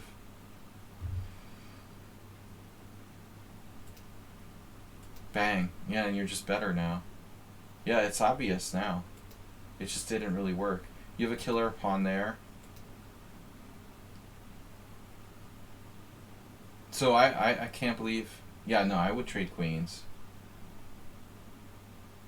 You played rook ec1 like a trap. It's not a trap, you can't take. Okay, here.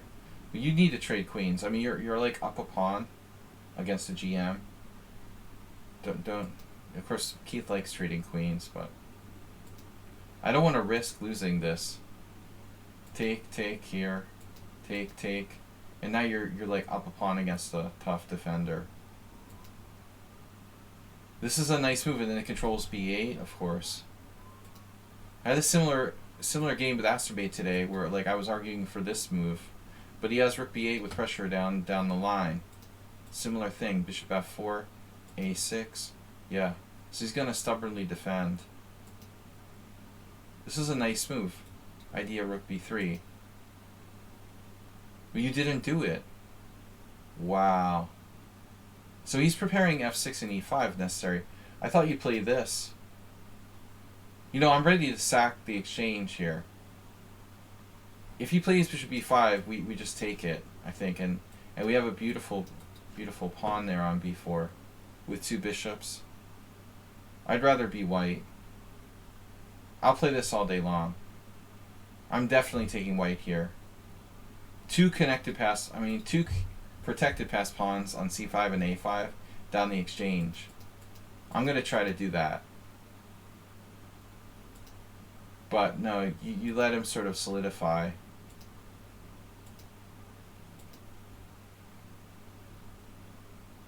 I think rook b3 was a really strong idea. It would have changed the whole character of the game. Let's see what the computer thinks. Rook b3. If bishop e5, computer just wants to play e4. But I like this sack. The engine doesn't think it's best. But you're still like, you're way better with no losing chances. Which is a good place to be against a strong player. You drifted. You drifted passively. This is good though, at least you got the pawn up to b4. Maybe we have to watch. He's got a massive armada of pawns in the center. You gotta watch that. I'm kind of wondering if we should even think about maybe g4 making a stand. You're giving him free space.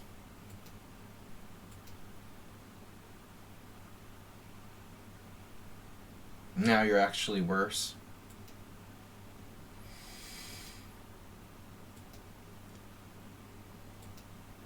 And he sacks the exchange. Very reasonable. Now I would start considering how to sack it back, maybe. You might have c6 here, actually.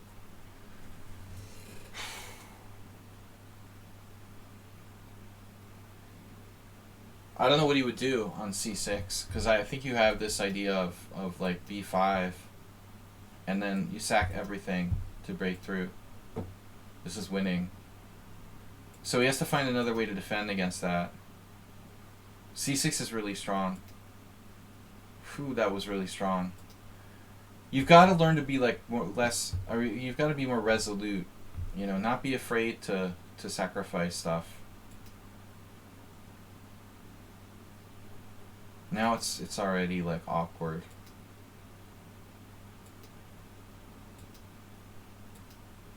Yeah, you've gone way too passive. You had the sack, but it's like black even has the initiative now. 1, 2, 3, 4, 5. You're actually up a pawn, and you're clearly worse because he's so well coordinated. Maybe you can hang on, right? Maybe king c1 now. Okay, king c2. It looks like you might be able to hang on, but I'm very concerned about his king penetrating. I don't know if you can save this. He's an expert in this kind of thing. Yeah, it looks bad. White might be lost here. Computer doesn't think so. Wow. Computer's gonna hold this. It's not pleasant, man. I'm not surprised if you lost. But I honestly thought he might go the other way. Into there. Okay, you would play h3, but he would eventually hit you with like bishop f1. Maybe he couldn't actually take the pawn though. You could get all the way down there and then like you can't take the pawn because of b5. You have counterplay on the other side. So he just went to the safe side. He blockaded here. You can't let his rook in or you're done. So maybe this is like the end of the road. You cannot let his rook in. So bishop f4. You have to box him out with bishop d6. You cannot let that rook penetrate. Absolutely not. Now if he tries king c6, you just stick your bishop on d6. And I think you're holding. This is probably like the final mistake in the game. I mean, bishop e3, what are you going to do about that? He's penetrating with like bishop a4 check and rook d1. I thought he would just go down in there immediately. But you have rook c1 kicking him out. I see. But it's nasty. And he tricks. Rook c1. Can you hold it? So if he penetrates, you go down.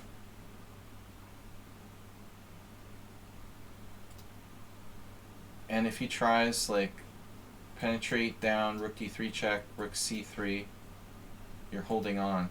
Wow. This is the wrong dude to be playing this type of endgame against. You gotta defend actively. So it looks like there is no active move, but I guess king b2. Yeah. So the point is, like, if he does something like king b5, you go. You know, you gotta play actively. If he gives you any chance.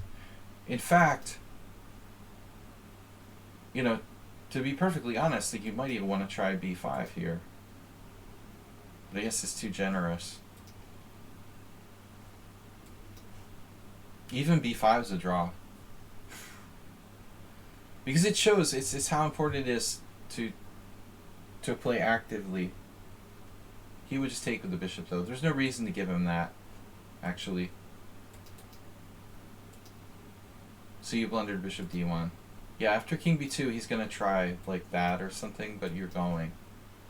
That was a nice job defending. I mean, you actually defended, and it was a draw. But unsurprisingly, you know, he found a way to win. Still.